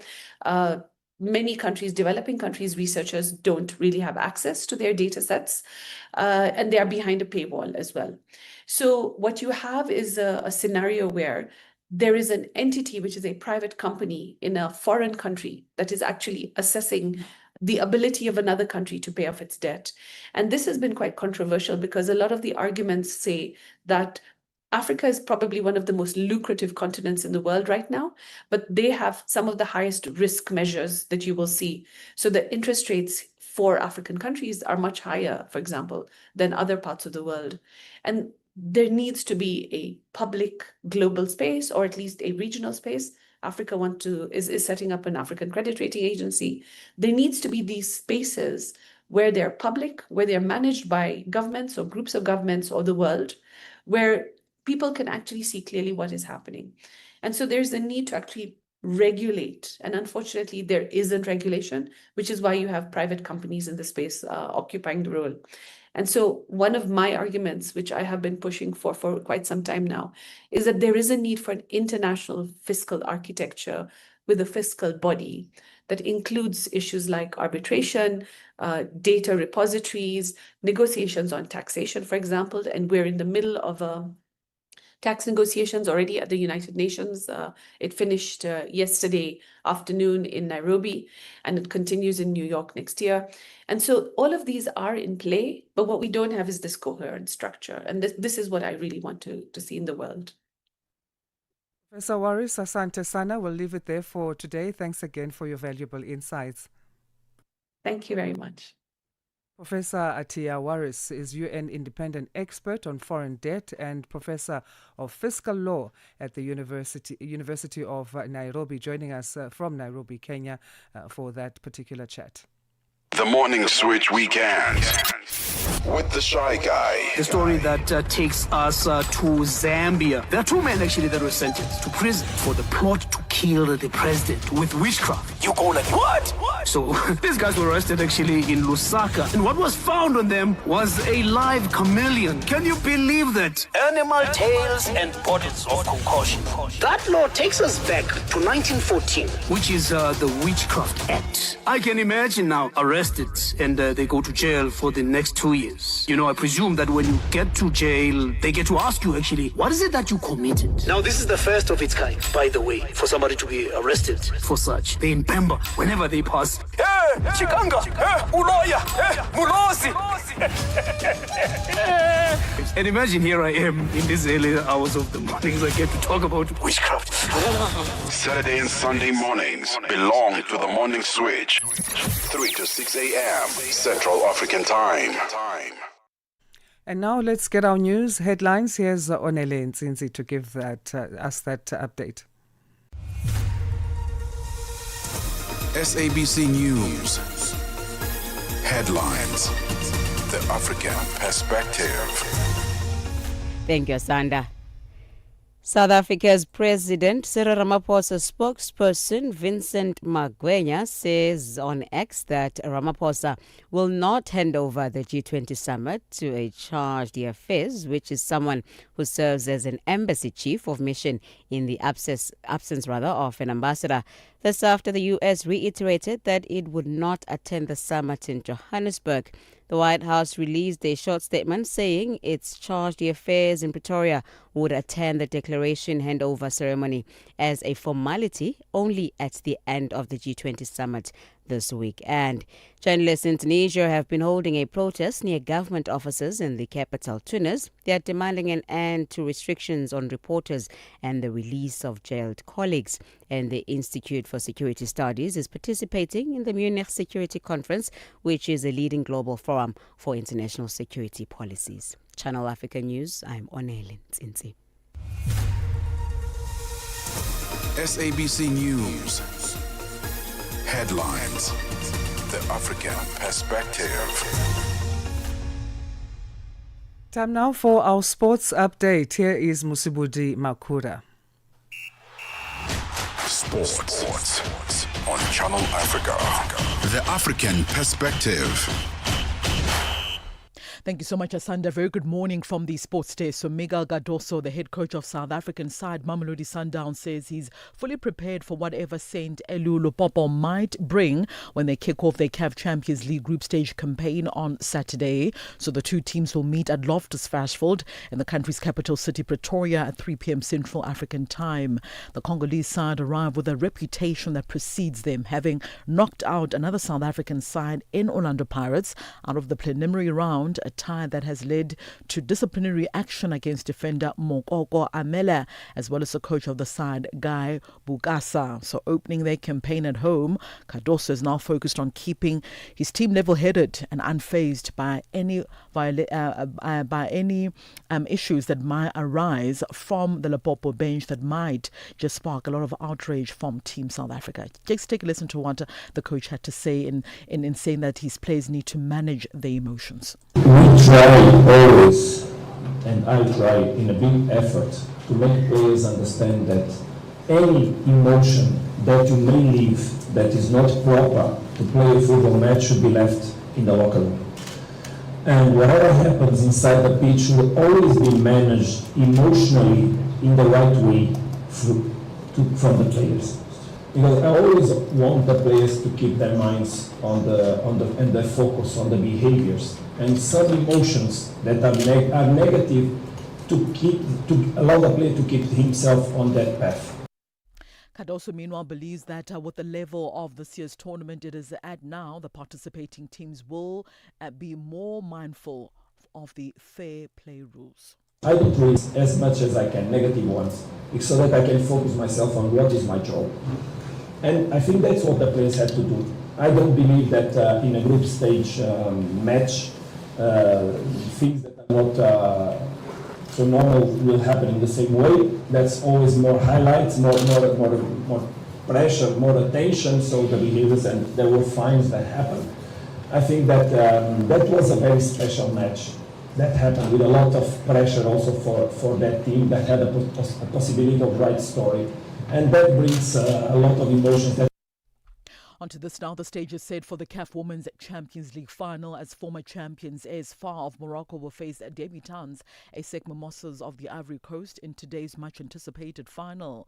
Now, following yet another exciting addition to Africa's most prestigious club football tournament, the AS FAR as well as ASEC Mimosas are the two remaining contenders now for the CAF Women's Champions League 2025 crown that is set to be contested at the Suez Canal Stadium in Ismailia, Egypt. In addition to the coveted title, the 2025 victors will also qualify for the playoff round to the FIFA Women's Champions Cup, so making today's contest an even tighter affair. The two finalists' journey to the final has been nothing short of exceptional amid, of course, a tough group stage as well as a semi-final stage. Well, South Africa's Springbok powerhouse Archie Snyman hits a major milestone this weekend, earning his 50th Test cap, and he'll do so right in the heart of Leinster, the place that he calls home. So coach Rassie Erasmus is going full throttle, unleashing a near full-strength Bok lineup to take on Ireland at the Aviva Stadium on Saturday. It's a bold move, with Erasmus reverting to the core squad that crushed France about 2 weeks ago, making just two changes from that dominant display. So Juan Mokia steps in for Lou De Jager, while Waha Smith returns to the bench. Franco Mostart, though cleared to play after his red card was overturned, hasn't made the cut. And finally, on the tennis court, Germany completed a remarkable comeback to beat Argentina in a thrilling doubles decider and set up a Davis Cup semi-final against Spain. Now, Kevin Quartes as well as Tim Puetz saved 3 match points in the final set tiebreak to overcome Horacio Zabalos and Andre Moltene 4-6, 6-4 and 7-6 in a grilling contest lasting 2.5 hours on court. Argentina had put the first points on the board when the world number 60 Thomas Echeverry hit 23 aces to beat Jean-Leonard Struff 7-6 and 7-6 in a high-quality encounter. But the world number 3 Alexander Zverev launched Germany's recovery, beating the world number 21 Francesco Cerundolo 6-4 and 7-6 to force the deciding doubles. Zverev, the only top 10 player competing at the Davis Cup this week, was not at his best, but a brilliant tie-break performance kept Germany's hopes of progressing to the second semi-final alive. Now, Spain will meet Germany in Bologna on Saturday, with the two-time defending champions Italy taking on Belgium in the first semi-final later today. And that's a wrap from the Sports Desk at the Sawa. For any sports stories you'd like to share with us, our email address is newsroom@channelafrica.co.za. Call us as well on +27 11714 4459. I'm back with the final sports update on Africa Rise and Shine in the next hour. For Channel Africa Sport, I am Musibudi Makura.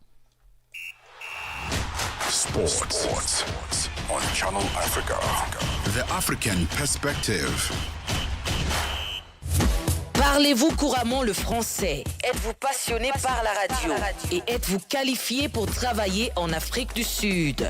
Envoyez-nous votre CV et vos 3 minutes démo en MP3 à @channelafrica.co.za pour avoir une chance de rejoindre la famille Channel Africa. Si vous n'avez pas de réponse après 14 jours, cela signifie que vous n'avez pas été retenu. Channel Africa, la perspective africaine. Let's now check in with the world of business. We say good morning again to Buntle Headbush.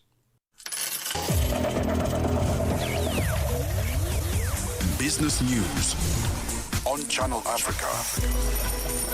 The African Perspective.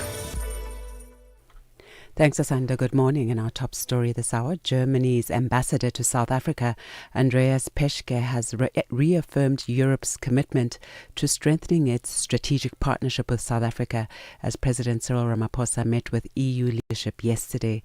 Speaking at the SA-EU trilateral engagement in Sandton, Peschke said top EU leaders, including European Commission President Ursula von der Leyen and European Council President Antonio Costa, have already arrived in Johannesburg, with Germany's Chancellor and Vice-Chancellor expected shortly. Yeah, first of all, we are of course all very happy that we have come here for the G20 summit. So the two EU leaders, President von der Leyen, President Costa, are already here. The German Chancellor is going to come soon. The Vice-Chancellor is going to come soon. So we are all here supporting South Africa for the G20 summit. Meanwhile, international relations analyst Oscar van Heerden has described the arrival of some of the world leaders in South Africa as a significant moment for Africa. This year's G20 summit is being held for the first time in an African nation. It will focus on helping developing economies adapt to the climate crisis, transition to clean energy, and cut excessive debt. Van Heerden says there's likely to be a declaration at the end of the summit. That the group of 20 is about the 20 largest economies in the world, but they are keen and they are sensitive enough to know that they cannot operate in a world without Africa, without the third world, and certainly without the global south.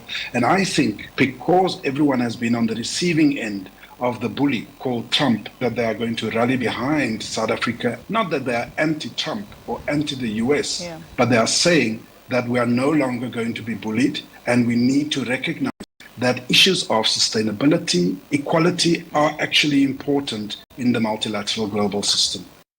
Staying on G20 news, the recent 18% surge in commodity prices over the past 7 months is set to help South African mining giant Impala align with the G20's strategic objectives.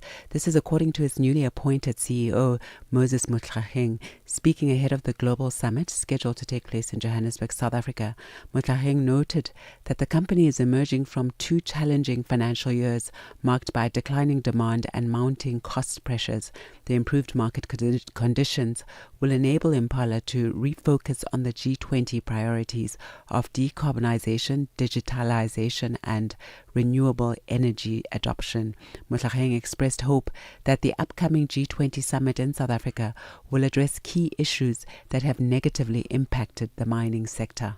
Fluctuation in commodity prices remains underlying challenge, mainly because it disturbs or it causes instability on the strategic development plan that the producers of mining industry is intending to roll out or to execute. So when the prices are low, the commodity producers, they will invest less on capital projects, which could eventually affect potential jobs.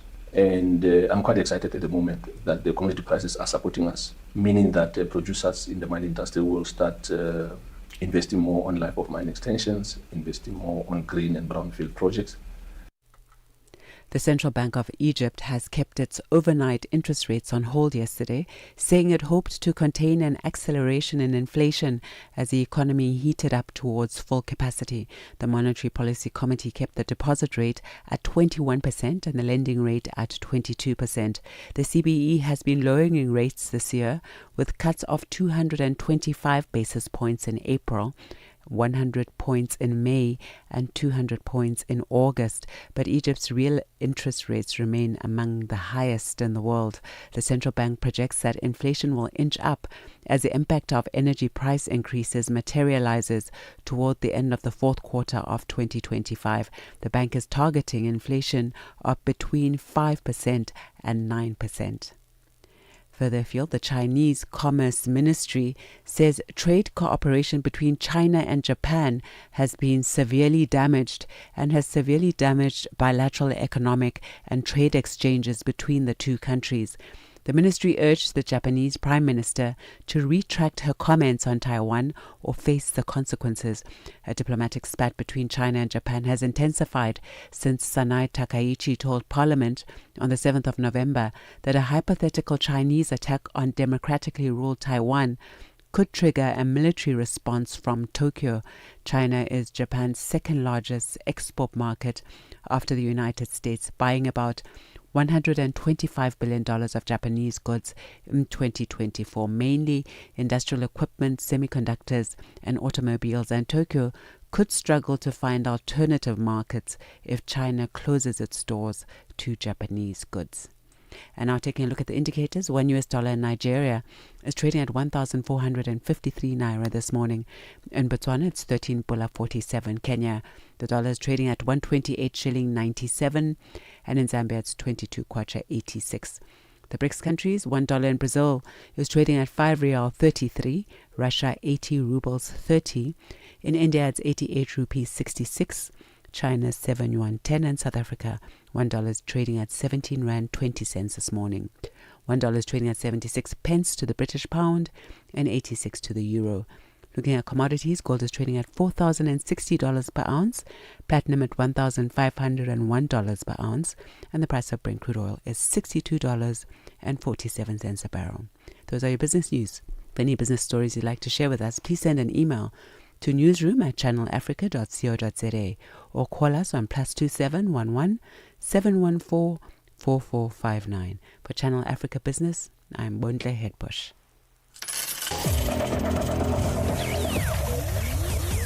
Business News on Channel Africa. The African Perspective. From Cape to Cairo, Dakar to Dar es Salaam. Rise and Shine with Peter Ndoro and Asanda Beda on Channel Africa. The 12th CEO Dialogue on Southern Africa, organized by the European House Ambrosetti, or TEHA, is taking place north of Johannesburg in South Africa. Today it enters its second day and it's the last day. The Dialogue has become the landmark annual event for international and South African public and private stakeholders, with the objective of strengthening strategic relationships, among others. For more on this, we're joined now by Pietro Manini, who is CEO at TEHA Africa. Pietro, thank you for joining us. How are you? Thank you for having me. How are you? Good, thank you very much. So please tell us more about the 2025 dialogue and some of the key strategic issues there. Today we are starting the second day of this strategic dialogue. Is our annual conference in South Africa. The European House Ambrosetti is a leading management consulting firm and think tank, number 1 in Italy, number 4 in Europe, and among the global top 20. Literally in almost 1 hour, we are meeting Jeffrey Sachs live at the Houghton to talk about the future of Africa, what should be the inclusive policies to boost Africa's growth. We will have a session on financing infrastructure together with all our partners. We have at the Houghton around 200 CEOs, governments and multilateral agencies. We will continue with the session on CEOs' views on African business. And in this context, we will be signing the CEO Manifesto, a strategic document with the 10 key statements on the future of African business that will be signed by all the partners of the initiative, that we'll be sending the CEO Manifesto to the South African presidency, to the G20 Secretariat, to the G20 member states. The summit is very critical this year because it really is back to back with the G20, but we wanted to make sure that to raise the voice of the private sector. Private sector in Africa is the driving force of Africa's growth, of African economy, as you all know, is responsible for the 90% of the employment of the workforce in the African continent, 2/3 of the investments. So it's important, to hear about what the private sector has to say about, in particular, the economy. What are the major changes that you've seen the dialogue undergo or achieve if we look at an overview of the past 11 gatherings? Well, thanks for the question. What we are seeing is that the African giants are emerging. Total capital markets have in Africa is a market capitalization of $1.4 trillion, which means an increase of 500% in the last 20 years. This means that there are companies that are scaling up rapidly, and we are talking about African champions that in the near future, hopefully very soon, will become African giants that will compete globally. We were asking about yesterday whether these will be the African centuries. According to many, it will be, because of the minerals availability, the GDP growth rate, the young population, and so on, and other parameters. But I believe that the answer is yes, also because there will be a certain degree of certainty that about African giants, once again, that will be able to compete globally. In Africa, there will be the most important companies in the world for the future that will ultimately be responsible for reducing unemployment, to attract investments, to reduce even public debt pressures. This is one of the topics, but of course there are still challenges filling the continental infrastructural gap that accounts for around 2% of the GDP on an annual basis. The number of armed and conflicts in the continent, if this would not happen, that would be another 2.5 GDP growth rate and many other things. The session of CEOs' views on African business will feature the signing of the CEO manifesto that's going to be shared with the G20 member states and the South African presidency. Why is this document important? It's important because is an achievement, of course, from our organization, that we have big companies, big influential individuals signing a strategic document committed towards 10 key statements for the future of African business. And CEO's Views on African Business is our annual plenary session to discuss about really business in the region, new investments, so best practices to share with the audience, but also key areas that sometimes the private sector highlights to improve, to boost the business climate. I mean, many are the topics, as you know, and but for us, it's very important that this result will be signing at 12:12, and then we will be sending to the stakeholders I mentioned before the document in view of the G20 that will be starting tomorrow, and we hope that some of these recommendations, commitments, statements, endorsements about the future of Africa will be heard and will be discussed during the proceedings of the G20. Of course, as a global think tank, many of the G20 leaders know our organization, and we will make sure that this document is on the table of the key people that will be meet tomorrow. As you mentioned, what you hope for from this event, what are you hoping other takeaways will be from this in terms of what's key? Well, we don't have a short-term approach in the sense that our summit started 12 years ago. So if you see also, I mean, as mentioned yesterday during the first sessions, the FDIs from Italy over 10 years period increased by more than 3 times. So we have rather long-term approach. But of course, I mean, we monitor always business deals, investments that do take place on the margins of the event, are facilitated, nurtured, and so we many that have taken place, like in the automotive sector, in the renewable, in the leather, in the tourism as well. So we will see what happens. We discover business deals also in the weeks following the event. But for sure, today is very important. Is the day before the G20. The world will watch South Africa. is an opportunity to put on the global stage also the African voice. And Grazie, Pietro. also We'll this leave afternoon. this conversation there for now. Thank you so much for your highlights. Thank you so much. Thanks for having me. Have a great day.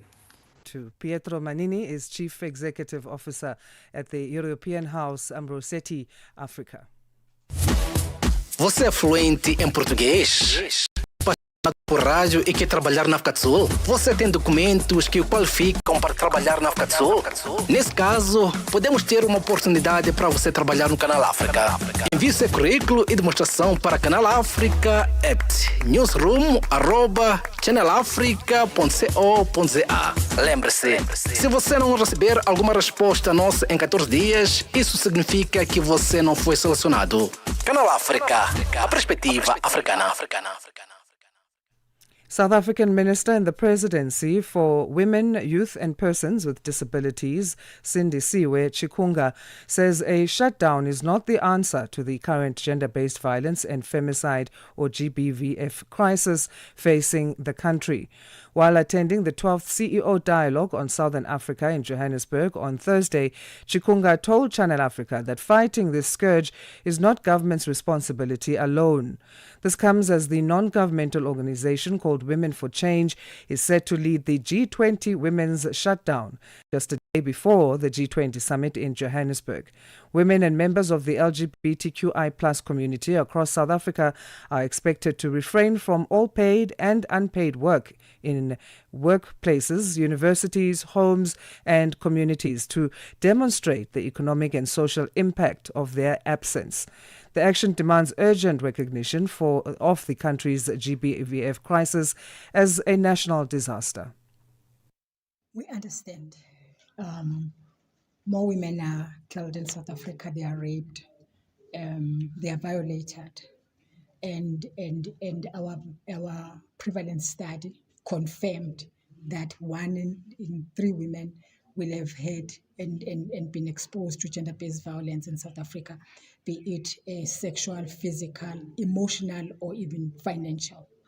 And therefore, we agree we have got a problem of gender-based violence in South Africa, and we understand anyone who raises the issue of gender-based violence and femicide. We still think that we can deal with it differently, either than maybe a shutdown, because unfortunately it still affects women, because we're not costing it to say what is the impact of shutdown in the economy of South Africa that directly or indirectly affects women. We're happy that maybe there's no one who will be prevented from going to work, because some women, if they don't go to work, then they're not paid for the day. That is, if the employer is good enough. Otherwise, some of them, you don't come to work, you're fired. And we would definitely not want to see that happening to women who already are under siege because of poverty, because they have to take care of their children, because they have to take care of their families, but also they are being abused. So we understand where they come from. Probably we think that we can deal with that differently than maybe shutdowns.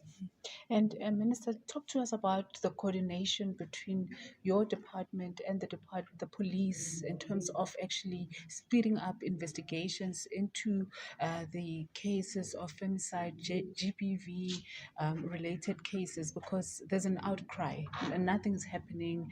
Women are dying, no answers. It just continues every day. There are reports, scary reports of women being killed. How are you coordinating with the department to make sure that you get these perpetrators? The fact of the matter is that women who report cases, violated women who report cases through Tutuzela centers, the information we have reliably so for that matter, it says at least for them 70% of their cases go to court and justice is actually served, 75%.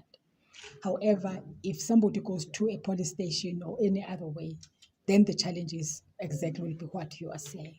So that is why we are building more Tutuzela centers, because at the Tutuzela center, there is a policeman, there is a prosecutor who, when the statement is taken, is there to actually guide the SAPS member so that it's a statement that can stand the test of time in court. and there is a forensic nurse, there is a psychologist, there's a social worker, etc. So everybody is there. And these women, or even children for that matter, get prepared, better prepared for cases in court. And that is why we see judgment in those cases, being more and increased in terms of who goes to jail and set. We have seen people actually being given life sentences for such cases. There is such. Now you're saying, what is our role in as far as that is concerned? If you look at the National Strategic Plan, it has got 6 pillars.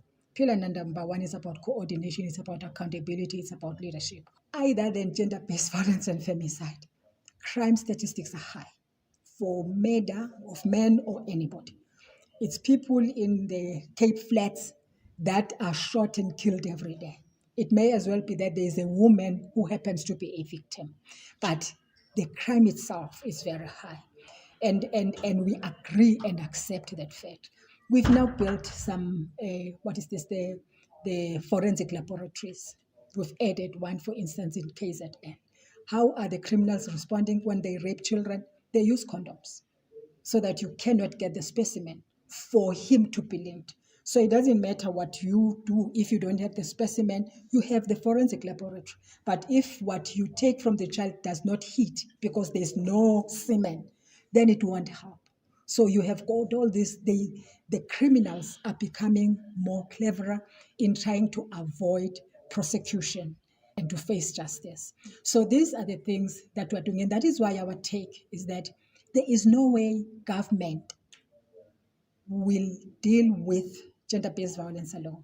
Remember, the statistics and the study says, in the main, it is the intimate partner, present or former, that is responsible.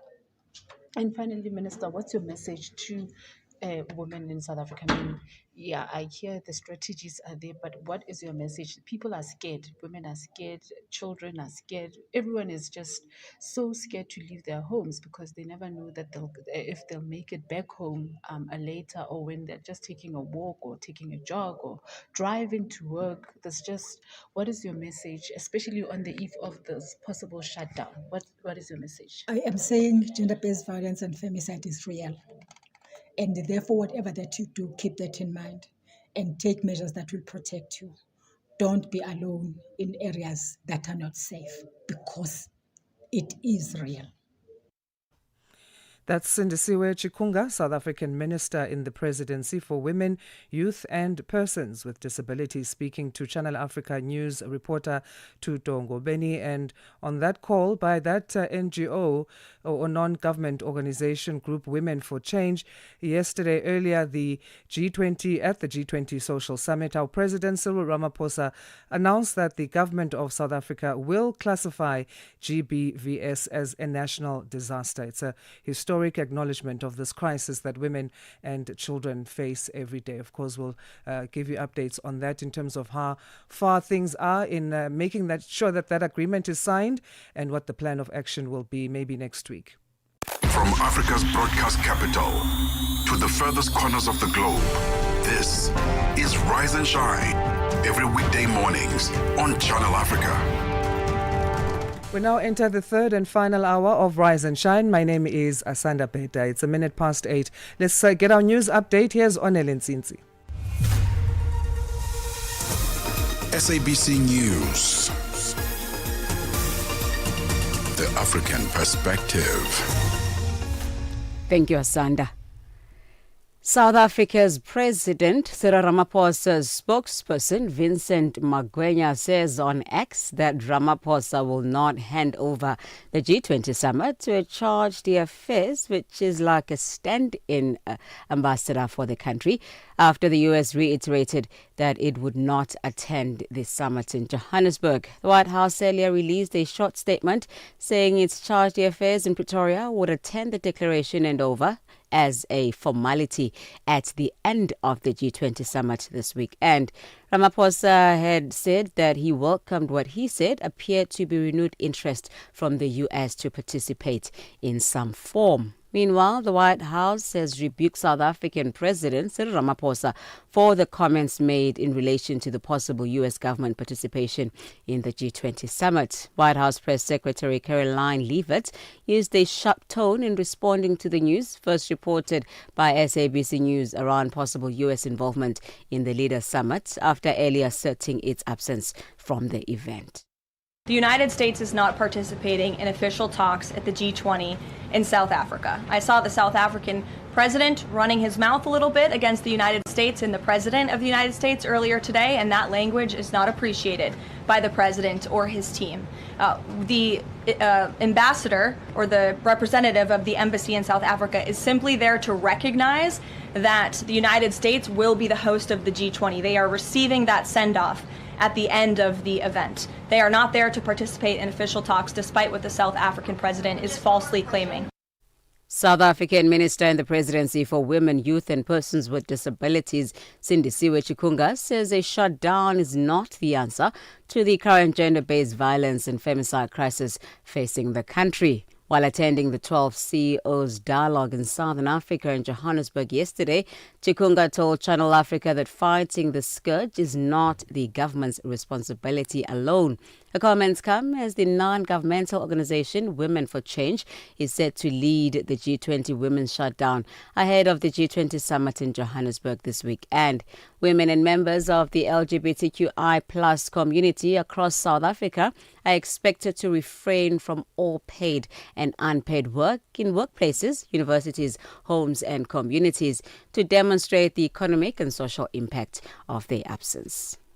We understand more women are killed in South Africa, they are raped, they are violated.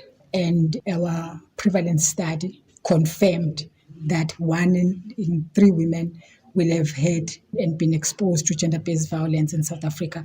We still think that we can deal with it differently, either than maybe a shutdown, because unfortunately it still affects women, because we're not costing it to say what is the impact of shutdown in the economy of South Africa that directly or indirectly affects women.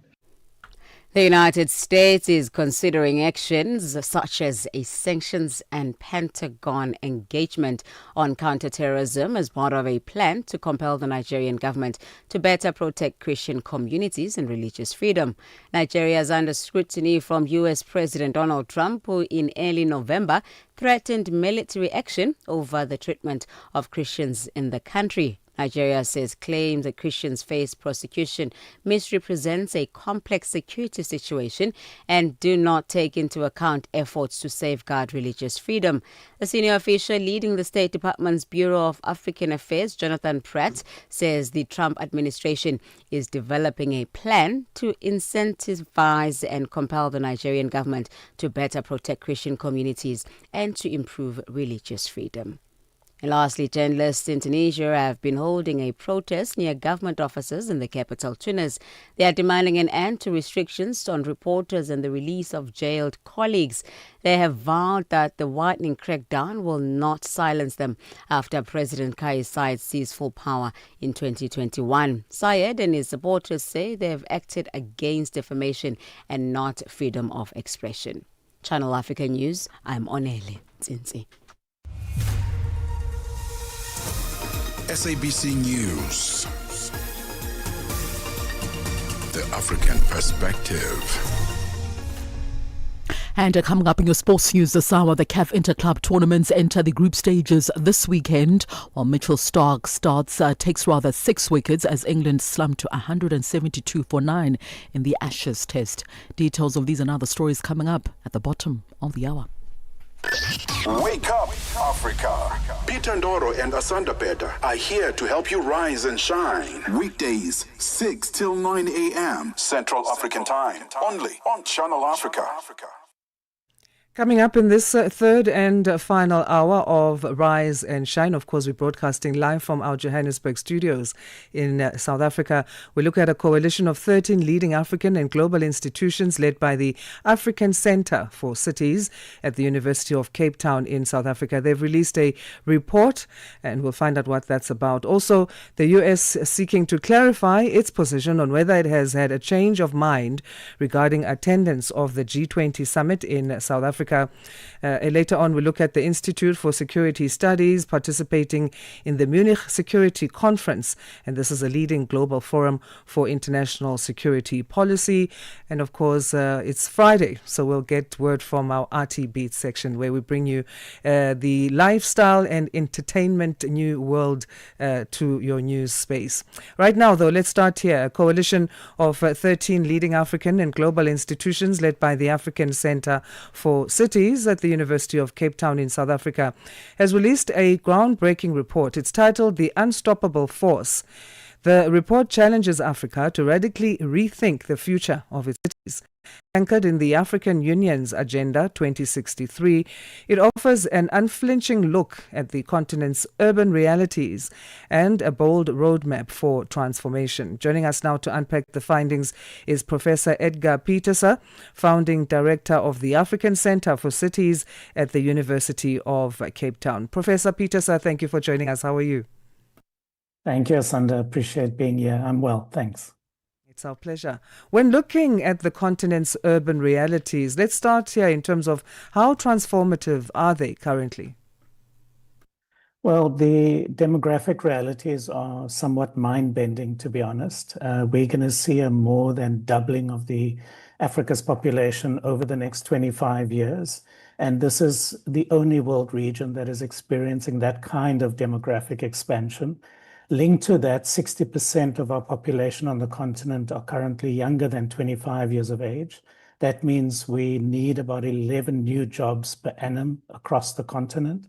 And so this is both an opportunity and a curse. An opportunity in the sense that if you have the labor force that can drive the global economy, that can put you in a really good position.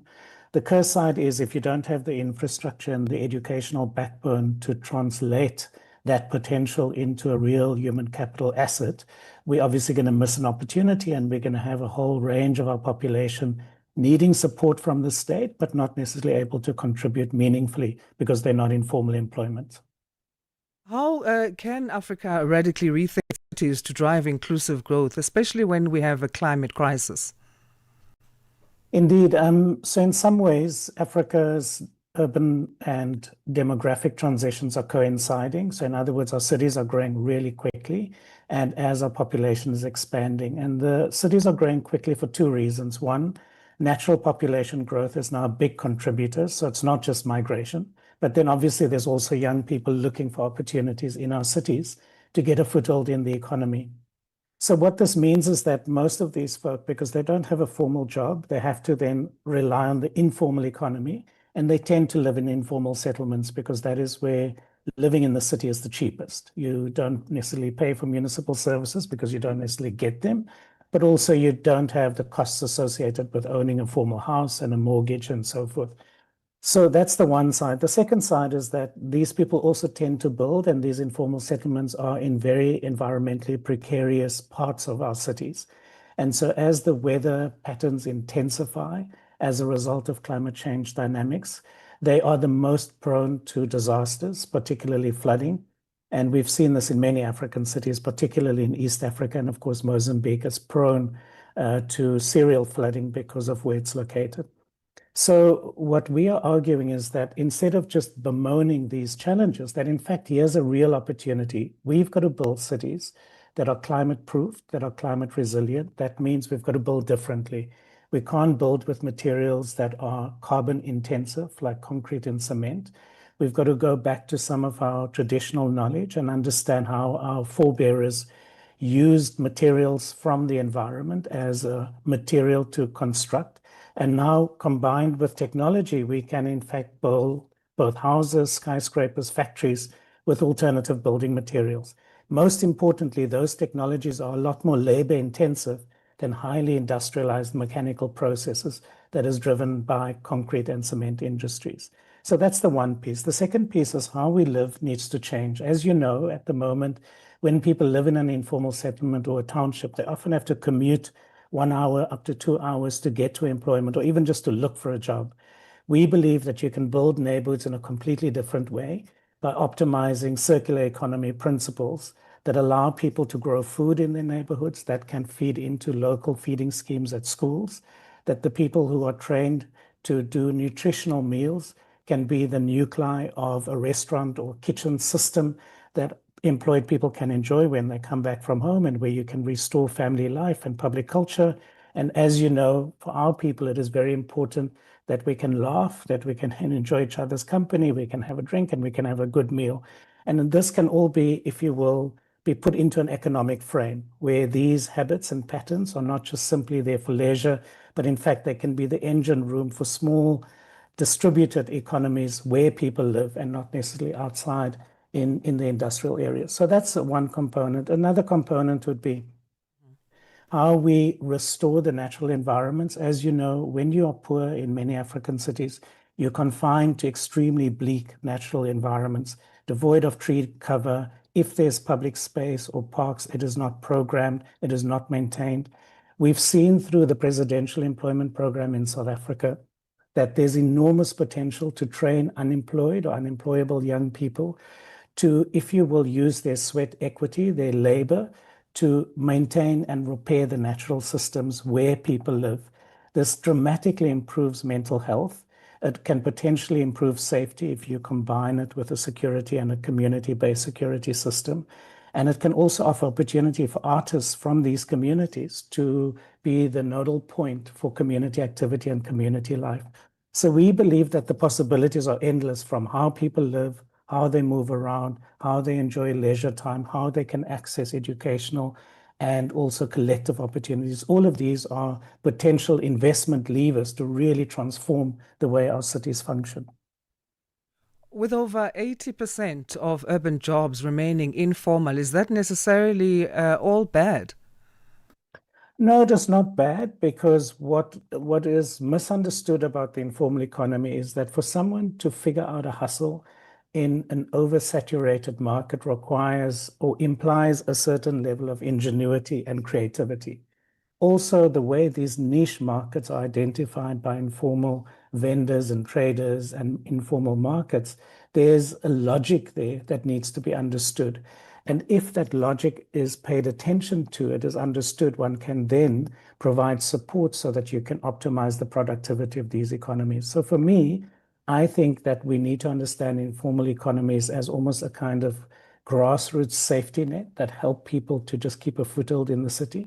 But it does need proactive engagement so that the skills that people build up can be a resource that we expand upon through dedicated training, through provision of affordable finance, through access to markets, so that their business doesn't just stay tiny, but it can in fact be a seedling that can be expanded into a robust business that can at some point even be a formal business, that functions like the normal economy, if you will. So no, it is not bad at all. The problem is that it is often seen as a blight on the city. And so the response of the subnational governments or city governments in many parts of the continent is that they criminalize informal activity. And in other words, they snuff out that creativity, they drive it underground instead of harnessing it and really investing in what people have demonstrated as their own initiative and their own potential. So how do we ensure that as 1 billion more Africans, they move to the cities by the year 2063, and also making sure that urban growth becomes a catalyst for opportunity rather than inequality? So for me, it's really important that we hold our national governments accountable, and that we also ensure that the African Union applies pressure from the top down. What we need is that we need African governments to prioritize green industrialization.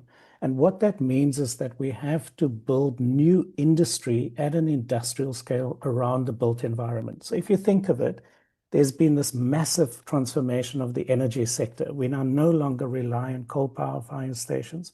We've seen this proliferation of renewables within the South African landscape in a very short period of time.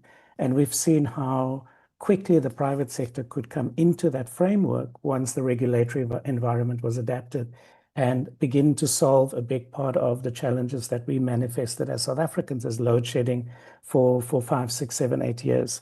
That's just energy. If you think of mobility, the minibus taxi industry is not just unique to South Africa. We see versions of that, including motorcycle taxis in other parts of the continent. Think of it, in South Africa, the data tells us we've got over 600,000 minibus taxis in the fleet. This is the only black-owned economic sector. Can you imagine that if we've got to transform our automotive sector in South Africa into the capability to produce EVs, electric vehicles, so that we can stay within the carbon emission limits as a global economy? Let's say we invest as an industrial strategy to transform those 600,000 vehicles as a way of building that industrial capability within the South African economy. Then you can think of all the forward and backward linkages into that system. Where's the charge points going to be? Who's going to manage that? Where's the repair of these vehicles going to happen, et cetera, et cetera. That's just mobility. You can come up with similar agendas across all infrastructure sectors, whether it's water, sanitation, waste collection, and so forth. The point that I'm making is that when you look at the 1.5 billion Africans that have got to be provided housing, businesses, factories, and so forth over the next 25 years, that is a reformatted construction sector which can be highly labor intensive, and it can be the backbone of a green economy. And this applies to all the other infrastructural sectors within urban investment as well. And so the point we are making is that if you say upfront, green industrialization is the only play that is available in the 21st century. Secondly, there's these multiple of billions we've got to mobilize for this infrastructure and construction agenda. Why don't we use that as the catalyst for the transition into green industrialization and ensure that it is both climate resilient but also labor intensive? Professor Peters, thanks again for joining us, and we appreciate your time. We'll leave it there for now. You're welcome. Thank you so much for the opportunity. Bye. That was Professor Edgar Peters, Founding Director for African Centre for Cities at the University of Cape Town. Você é fluente em português? É apaixonado por rádio e quer trabalhar na África do Sul? Você tem documentos que o qualificam para trabalhar na África do Sul? Nesse caso, podemos ter uma oportunidade para você trabalhar no Canal África. Envie seu currículo e demonstração para Canal África at newsroom@channelafrica.co.za. Lembre-se, se você não receber alguma resposta nossa em 14 dias, isso significa que você não foi selecionado. Canal África, a perspectiva africana. From Cape to Cairo, Dakar to Dar es Salaam, rise and shine with Peter Ndoro and Asanda Beda on Channel Africa. The U.S. has sought to clarify its position on whether it has had a chance, or a change of mind rather, regarding attendance at the G20 summit in South Africa. The White House released a short statement saying its charge d'affaires in Pretoria will attend the declaration handover ceremony as a formality. However, the United States says it is not joining the G20 discussions themselves. South Africa is hosting this G20 Leaders Summit over this weekend, and the first G20 summit held on the African continent it is. There are high expectations that South Africa will lead a progressive, people-centered presidency. Now, to look at what G20 means for Africa's economy, we're joined by Loyiso Gia, who is director at Dawn Consultancy Group. Loyiso, good morning to you, and thanks for making time to talk to us. Good morning, Asanda. Thank you for inviting me, and good morning to the listeners. It's our pleasure. What is Africa gaining from this G20 summit? Africa is gaining a lot. The economies. We live in a global environment. Africa is also a global citizen. And through the African Union, the Africa Free Trade Area, and programs for like PIDA, this is the opportunity now that such programs can be given the kickstart in terms of being supported financially and economically in order for Africa's economic growth trajectory to be very aggressive and move to the next level. How can the G20 foster solid economic systems for Africa? You mentioned programs like the African Union, the Africa Free Trade Area getting a boost as a result. Most certainly, it can be in terms of supporting such programs. Gone are the days whereby you have countries being an island in a sea. We are part of the global economy, and as such have to participate.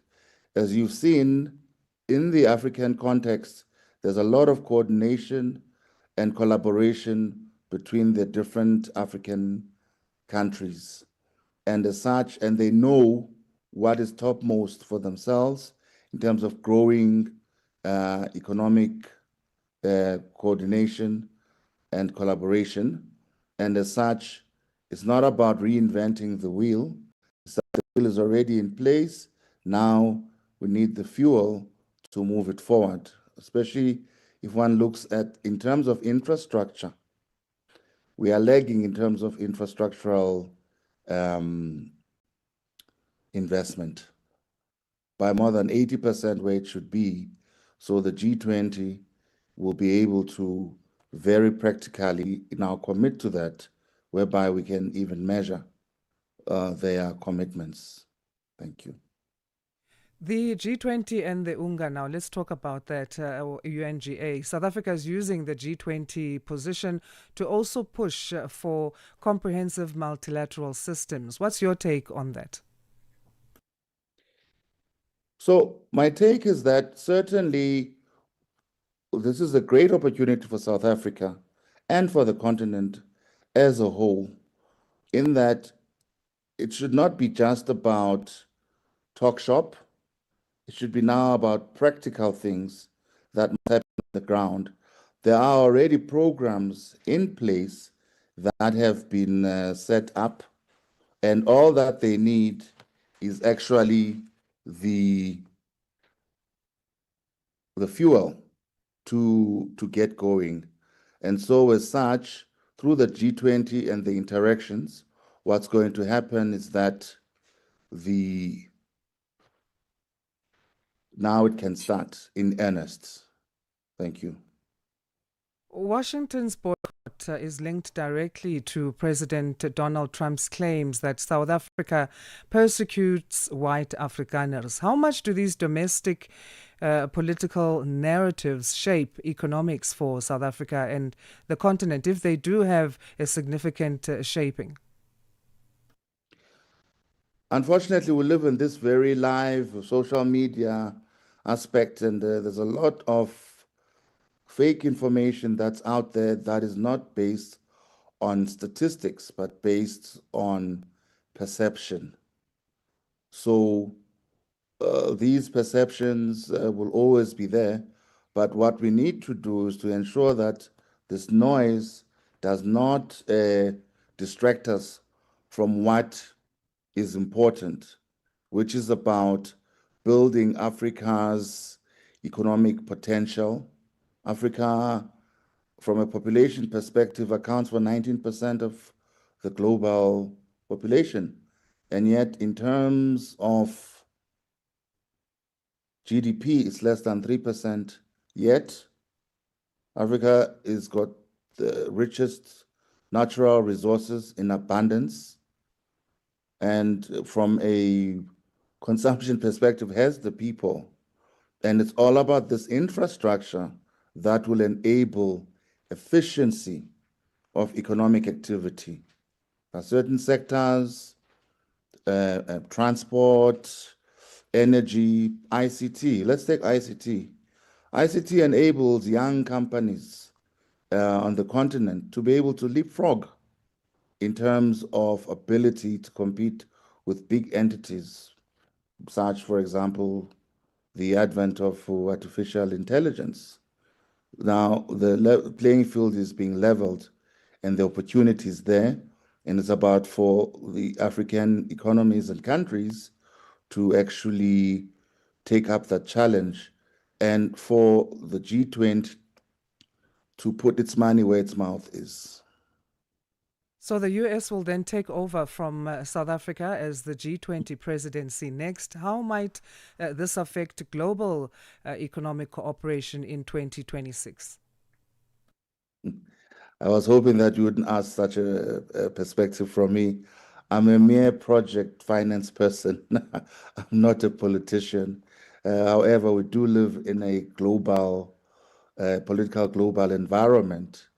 And I think from what I saw last night, yesterday afternoon, it was like the US will be participating.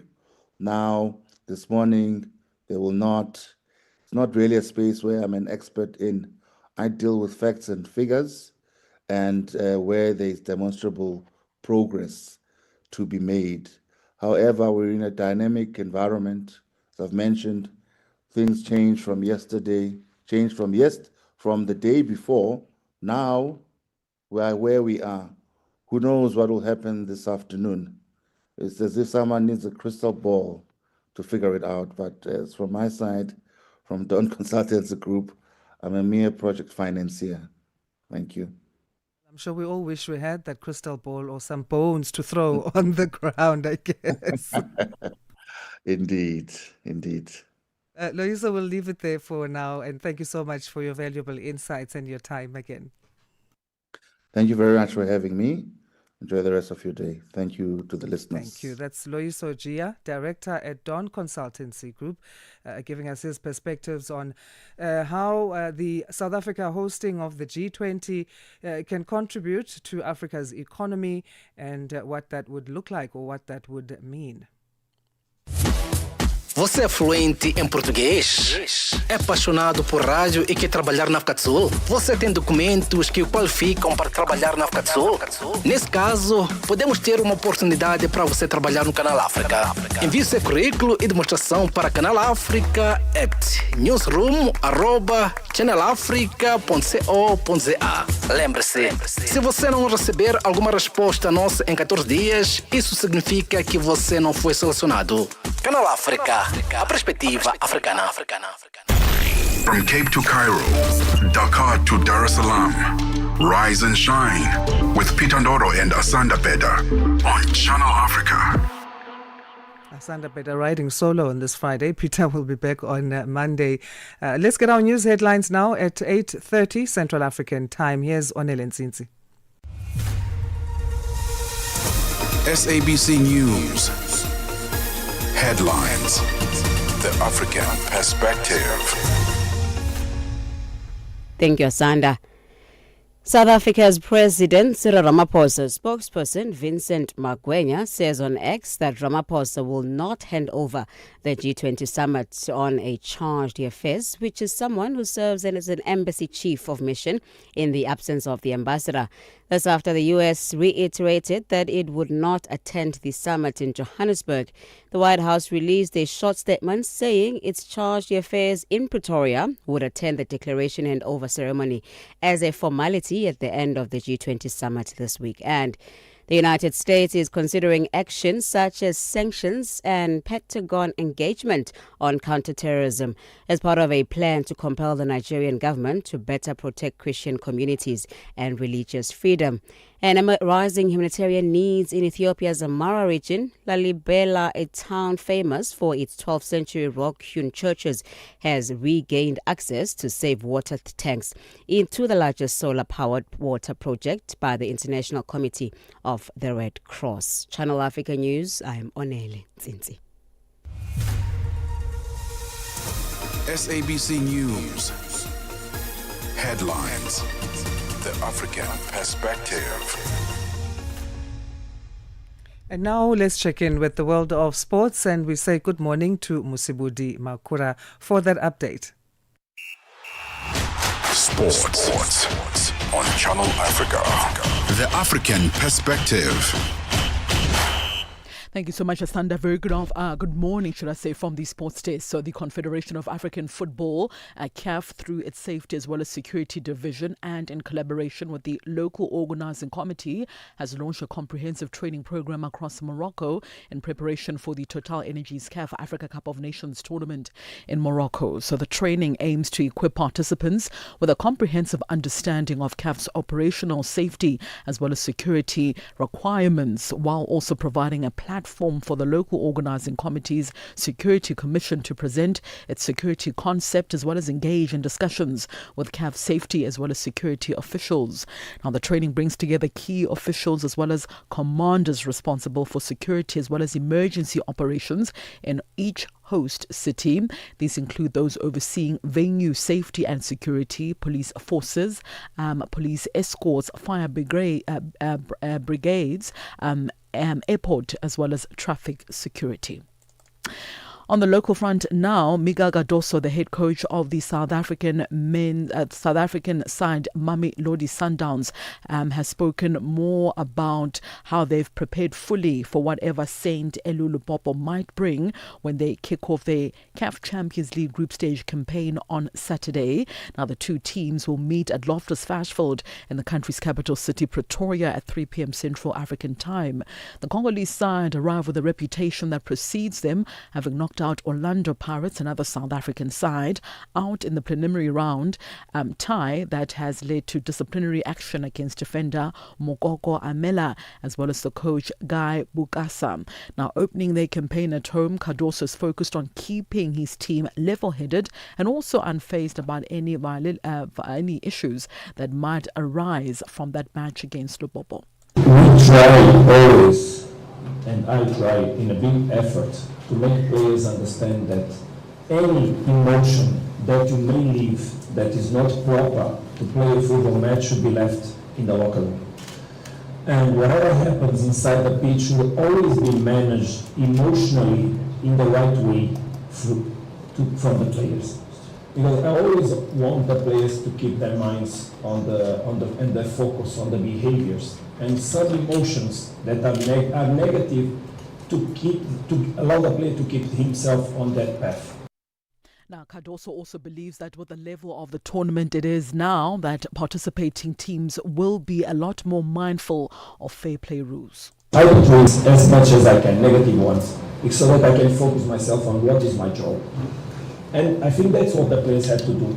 I don't believe that in a group stage match, things that are not so normal will happen in the same way. That's always more highlights, more pressure, more attention, so the behaviors, and there were fines that happened.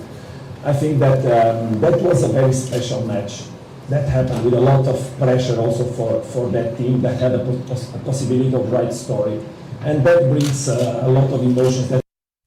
Further field now, a 7-week break is built into next year's Major League Soccer calendar to permit players to compete in the upcoming FIFA World Cup. Now, the 2026 schedule released on Thursday shows MLS will pause from the 25th of May, which is FIFA's mandatory player reporting date, until the 16th of July to accommodate the 48-team tournament, which the USA is co-hosting with Canada and Mexico.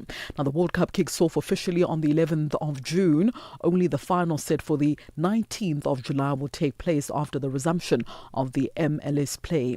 Now, the 7-week break is considerably longer than past World Cup breaks, which totaled 2 weeks in 2010 and 2014 and 9 days in 2018. Meanwhile, the MLS season did not overlap with the 2022 World Cup in Qatar, which was staged then in November and December. And that's a wrap from the sports desk at the Sawa. For any sports stories you'd like to share with us, our email address is newsroom@channelafrica.co.za. Alternatively, call us on +27 11714 4459. For Channel Africa Sport, I am Musibudi Makura. Sports on Channel Africa. The African Perspective. Ulimwengu unatazama Johannesburg. Viongozi kutoka nchi zenye uchumi mkubwa zaidi duniani watakusanyika ili kufanya mazungumzo ambayo yanaongoza mataifa, masoko na mustakabali wa mataifa. Tayari unajua kwamba Channel Africa itakuwa pale pale ikikuletea mijadala, maarifa na uchambuzi ambao ni muhimu. Kongamano la G20 kuanzia tarehe 22 na 23 Novemba, mubashara kwa mtazamo wa Kiafrika. Endelea kusikiliza Channel Africa, mtazamo wa Kiafrika. Let's now find out what's happening in the world of business. We get our economics news update from Buntle Headbush. Business news on Channel Africa. The African perspective. Thanks, Asanda. Good morning. Our top story this hour: South Africa's G20 presidency is termed Africa's G20. As a 2025 G20 chair, South Africa is set to be well positioned to champion the priorities of emerging markets and elevate Africa's development agenda within the G20 framework.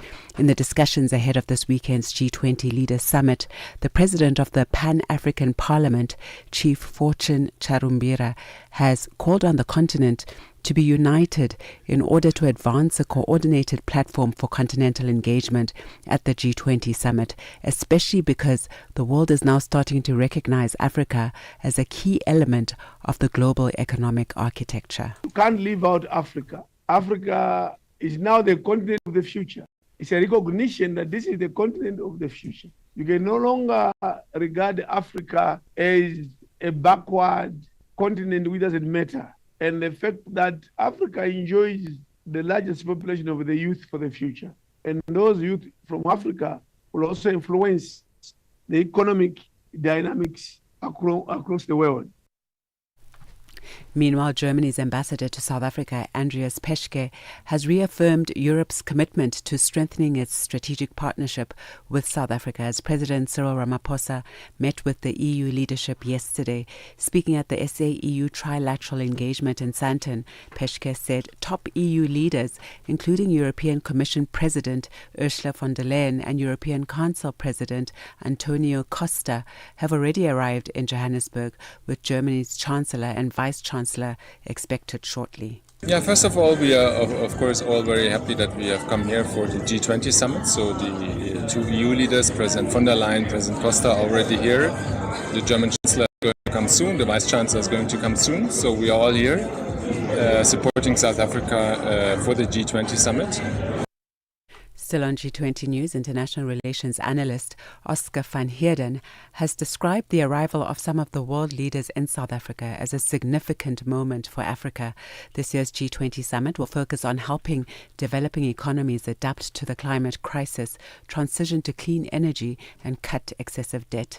Van Heerden says there's likely to be a declaration at the end of the summit. They know that the Group of 20 is about the 20 largest economies in the world, but they are keen and they are sensitive enough to know that they cannot operate in a world without Africa, without the third world, and certainly without the global south.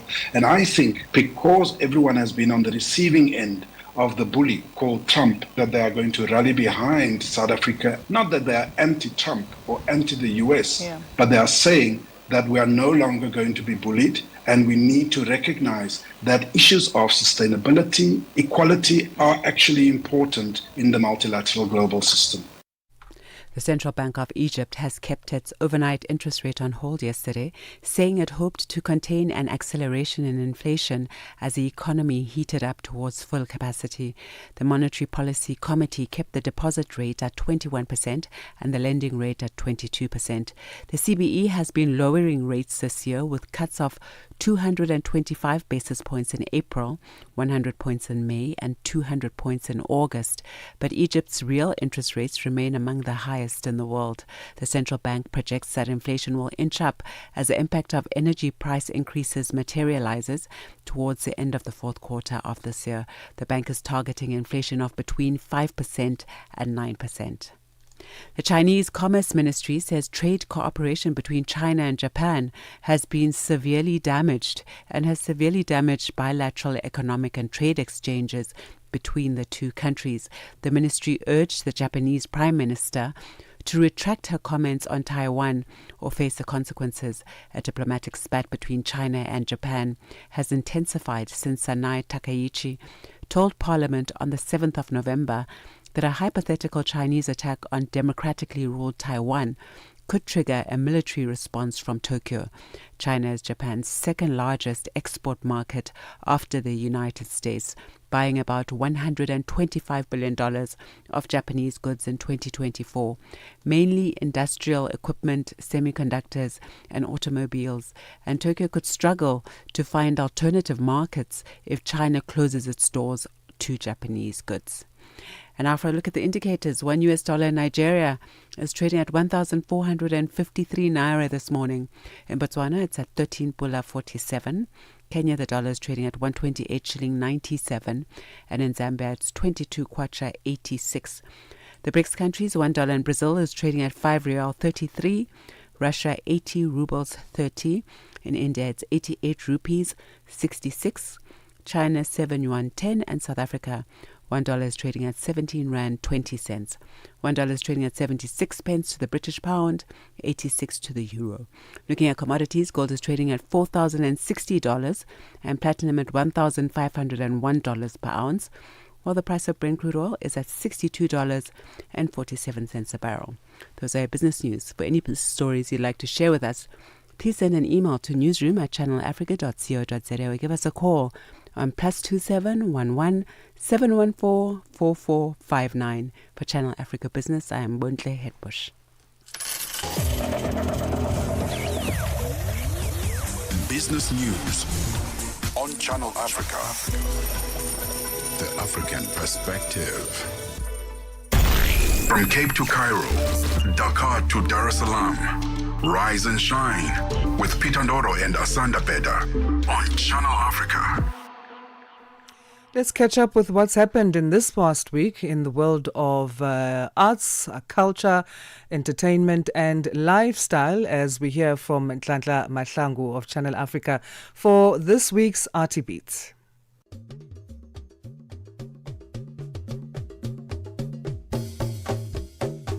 Welcome to this week's African RT Beats exclusive to Channel Africa, The African Perspective. I am Nhlanhla Mahlangu. In this week's segment, African contemporary art continues to be sought after, and the Soweto International Film Festival celebrates storytelling.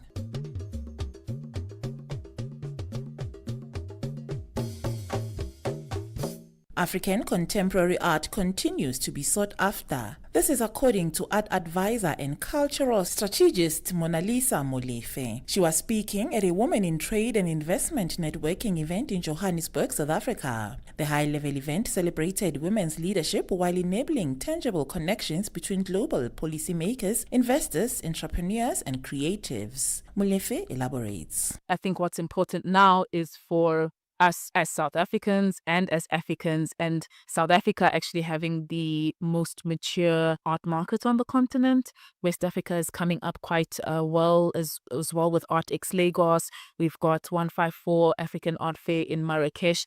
We are probably the only three, I'd say, countries that are really trying to pull up our socks and elevate the artists to shift people's mindsets out of thinking that artists are poor or they're struggling, because the rest of the world really does see and they collect our art. But it's also important that we also collect and see our art in the same manner. And that would be in using art as an alternative investment asset. Right? So you can buy houses as an investment, you can invest into the stocks, you can buy jewelry that also appreciates. Contemporary African art is also appreciating now worldwide. So now we need to get to that point. The three countries that you've just referred to, what about them makes them unique and sell compared to the rest of the world? I think it was just about a decision of recognizing how the countries work in terms of the economies. In terms of South Africa, maybe would say mimicking Europe. We're not too far off. So whatever happens that side, we also want to mimic that. So if Europe is saying we are collecting African art, if Europe is saying we want diamonds, South Africa will adjust itself to make sure that it is also relevant to the international market. So when I mentioned now Nigeria with the ArtX Lagos art fair, they have also recognized themselves as being extremely talented, firstly, but also we know that Nigerians have got incredible mindset when they decide to start a business or to position themselves in something, they see it through. And that was exactly what ArtX Lagos was about. It was about creating a platform to give visibility to their local artists, whether it's now music, dance, visual arts. It started out as visual arts, but they are now making it a cultural space where all the art forms can engage. And then 154 Marrakesh was founded also. It's an art fair, African art fair, founded by a lady who is from Morocco, whose father is actually an artist. And she decided that Instead of her father trying to make opportunities for himself to get shown in an art fair in France, we need a platform that would allow for the African galleries to also be able to showcase locally. Not all galleries would be able to afford to go to Europe and showcase at a European art fair. And so we needed to make sure that on the continent, I think those 3 countries have found their positionings, have found their niches, and they run with it. The Soweto International Film Festival, which spotlights Africa's storytellers with emerging filmmakers, offering free screenings, masterclasses, and thought-provoking films on gender-based violence, amongst others, is underway at the Soweto Theatre. The award-winning documentary Black Women and Sex by director Khudisamang Kuno, exploring womanhood, sexuality, and self-definition across Africa, will be showcased this evening. More from Kuno. I think, Soweto is such an iconic place in the history of South Africa, and the festival happening in Soweto, in the locations that it's happening, is very, very significant in terms of culture. And I think myself as a cultural practitioner, as a filmmaker, and in the media space, I understand, the fabric it has on the people of South Africa, on South Africans and the people of Soweto. The film travels quite a bit. Even on Saturday, it's screening in London. So just showing it to the people of South Africa, showing it to the people in Africa who this film was intended for, is very significant because of the conversations that come out after people watch the film, to connect, to learn more, to create an impact about healthy experiences, bring about healing, especially for women, to just show these collective experiences that women go through in different, from different cultures, from different backgrounds and different contexts. And of course, even the funders of the Soweto International Film Festivals are the same funders of Black Women and Sex. So the Gauteng Film Commission, the National Film and Video Foundation. So it's all of this, just the circulation of making sure that art gets to the people that it's supposed to get to is very, very important and significant. What was the motivation behind this film? What inspired you to raise some of the issues that are being highlighted on this film? When I was looking for in-depth conversations and intellectual conversations, specifically for African women, and all of the politics that come with them, all of the things that inform issues around consent, issues around trauma, issues around pleasure. I was really looking for films to help me contextualize all of the things that I was curious about. And I mean, we see it in a little bit of literature, but I was really struggling to see it in film. And I thought it was a great entry point into starting conversations around sex for myself and for people who would experience the film. Award-winning, internationally recognized South African actress Nomzamo Mbatha last Saturday hosted the 5th edition of the Empowering Her Seminar and Business Awards at the Inanda Club in Johannesburg, celebrating women who are reshaping industries, communities, and society across South Africa and beyond. She explains how the event came about. It came about in COVID when I realized that small business owners who were operating in vulnerable and marginalized areas did not have insurance. So when everything was on lockdown, these people had to let go. It was a form of retrenchment, having to let go of employees that were serving the community and taking care of their families. And so for me, I thought there's a structural problem here where the system doesn't know about them. And so I thought, how can I lean on the partnerships that I already have to be able to support those businesses? They have to be operating in marginalized and vulnerable and urban areas, because I know what it's like to stay in survival mode there. So that's how it started. So what is the one thing that you want women to take away from this event, especially the winners? The comments from the panel speakers. They speak about scalability, they speak about durability, they speak about leaning on sponsors and mentorships. They also speak about what it's like to shape a brand for lasting times. And so for me, it's very important to do that, but also to see how they can walk away from this event thinking to themselves, a personal provocation to self to say, what are the systems I need to build? That's it from this week's African RTBs. Until next Friday for Channel Africa, I am Nhlanhla Mahlangu in Johannesburg.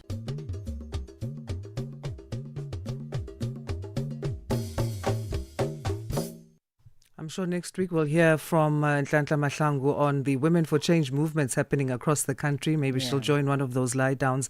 But coming up after Rise and Shine is Palesa and Benjamin with On the Move. How are you today? Doing good. How are you? I'm good, thank you. Happy Friday. Happy Friday. Happy Friday. What are we expecting today? Well, we're going to start a conversation about accessing art. And usually art itself, especially visual art, is seen as something that is, for people of certain, levels and classes and money, because the spaces where art takes place is usually those spaces. But today we're looking at a project that drives accessibility. The founder of I Am Art Gallery, where she has a mobile art gallery where she goes to communities that usually don't have access to art, and she takes the art to them. So it's a mobile gallery that goes to spaces that gives people accessibility and access to the art that they usually might not have had access to. So that's Awesome. a great one. Yeah. We'll be speaking about the online skit economy. You know what skits are? So online, where people do like funny little skits, it's comedic. Okay. Yeah, like, what did we used to call it? Something else. Yes, but I see. Yeah. Yes, yeah. So Stage acting that and all skit that. economy did really come on the rise since COVID-19. We were just looking at our phones then. And so it's really built up into a full-blown economy that's now estimated to be worth $31 million in Nigeria. But there's a lot of issues that they have, like accessibility to the economy itself. Even though they're creating money, they really aren't getting the money. So we're finding out how the skit economy works and why it has become such a powerful force in Nigeria's creative sector.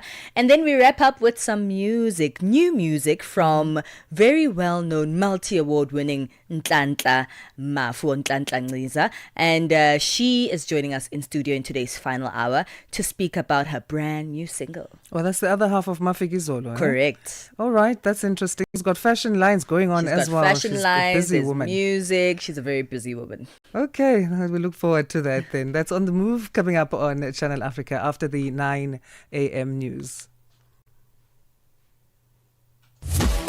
Você é fluente em português? É apaixonado por rádio e quer trabalhar na África do Sul? Você tem documentos que o qualificam para trabalhar na África do Sul? Nesse caso, podemos ter uma oportunidade para você trabalhar no Canal África. Envie seu currículo e demonstração para Canal África @ newsroom@channelafrica.co.za. Lembre-se, se você não receber alguma resposta nossa em 14 dias, isso significa que você não foi selecionado. Canal África, a perspectiva africana.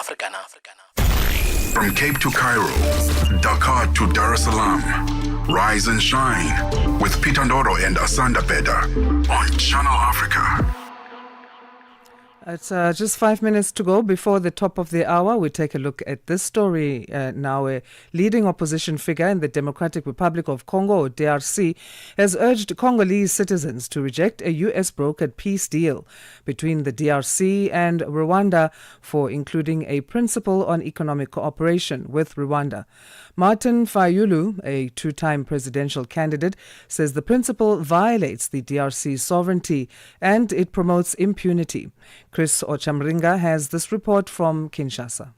Congolese opposition leader Martin Fayulu has issued a clarion call for a nationally owned resolution of the conflict in the east of the Democratic Republic of Congo. The former presidential candidate has criticized a US-brokered peace deal that was signed by the DRC and Rwanda in Washington, D.C. in June. The deal calls on both countries to respect each other's territorial integrity and settle the conflict peacefully. It also establishes an economic partnership between the DRC and Rwanda in the mining, infrastructure, and tourism sectors. But Martin Fayulu says that requirement introduced by the US violates the DRC's sovereign right to choose who to trade with. He also criticized the recent peace agreement that the DRC government and the M23 rebels signed in Qatar, saying it goes against a United Nations Security Council resolution that calls on Rwanda to stop supporting the M23 rebels and immediately withdraw its troops from the DRC. Rwanda says that will only happen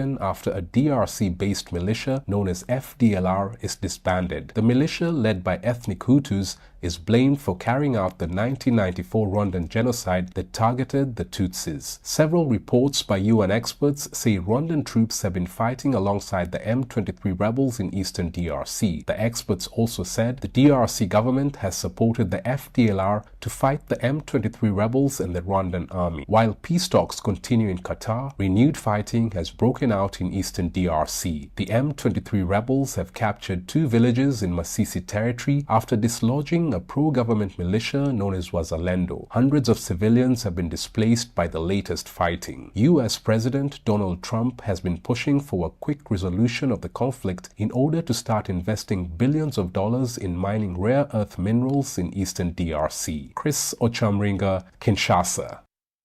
From Africa's broadcast capital to the furthest corners of the globe, this is Rise and Shine, every weekday mornings on Channel Africa. Yeah, it's a busy weekend for South Africa, for Johannesburg, as the G20 summit kicks off. And of course, lots of events planned, one of them being the major one for today, the Women for Change essay calling for solidarity and for those who stand against gender-based violence to make their action known by staying away from work, by sitting into a lie down. They've got different areas that one can join across the country, not just in Johannesburg, where women can gather and make their voices heard. Of course, one thing that's also major to note, for me especially, is yesterday at the G20 Social Summit, President Cyril Ramaphosa announcing that the government of South Africa will classify gender-based violence as a national disaster and femicide as a national disaster, which is a historic acknowledgement of the crisis that women and children face every day. We'll follow that up next week in terms of what will be part of the action plan and the timelines that need to be discussed after that gets signed into agreement formally. And that's our show today. Thank you very much for listening. We'll do this again on Monday from 6 till 9 a.m. A happy Friday, everyone. Be safe if you're traveling, and stay tuned to Channel Africa. Of course, On the Move will be coming up. But right now, we hand you over to the news desk. Onele Nzinzi has your latest. I'm Asanda Beda. Oh, I forgot my name to say. Goodbye from us on Rise and Shine.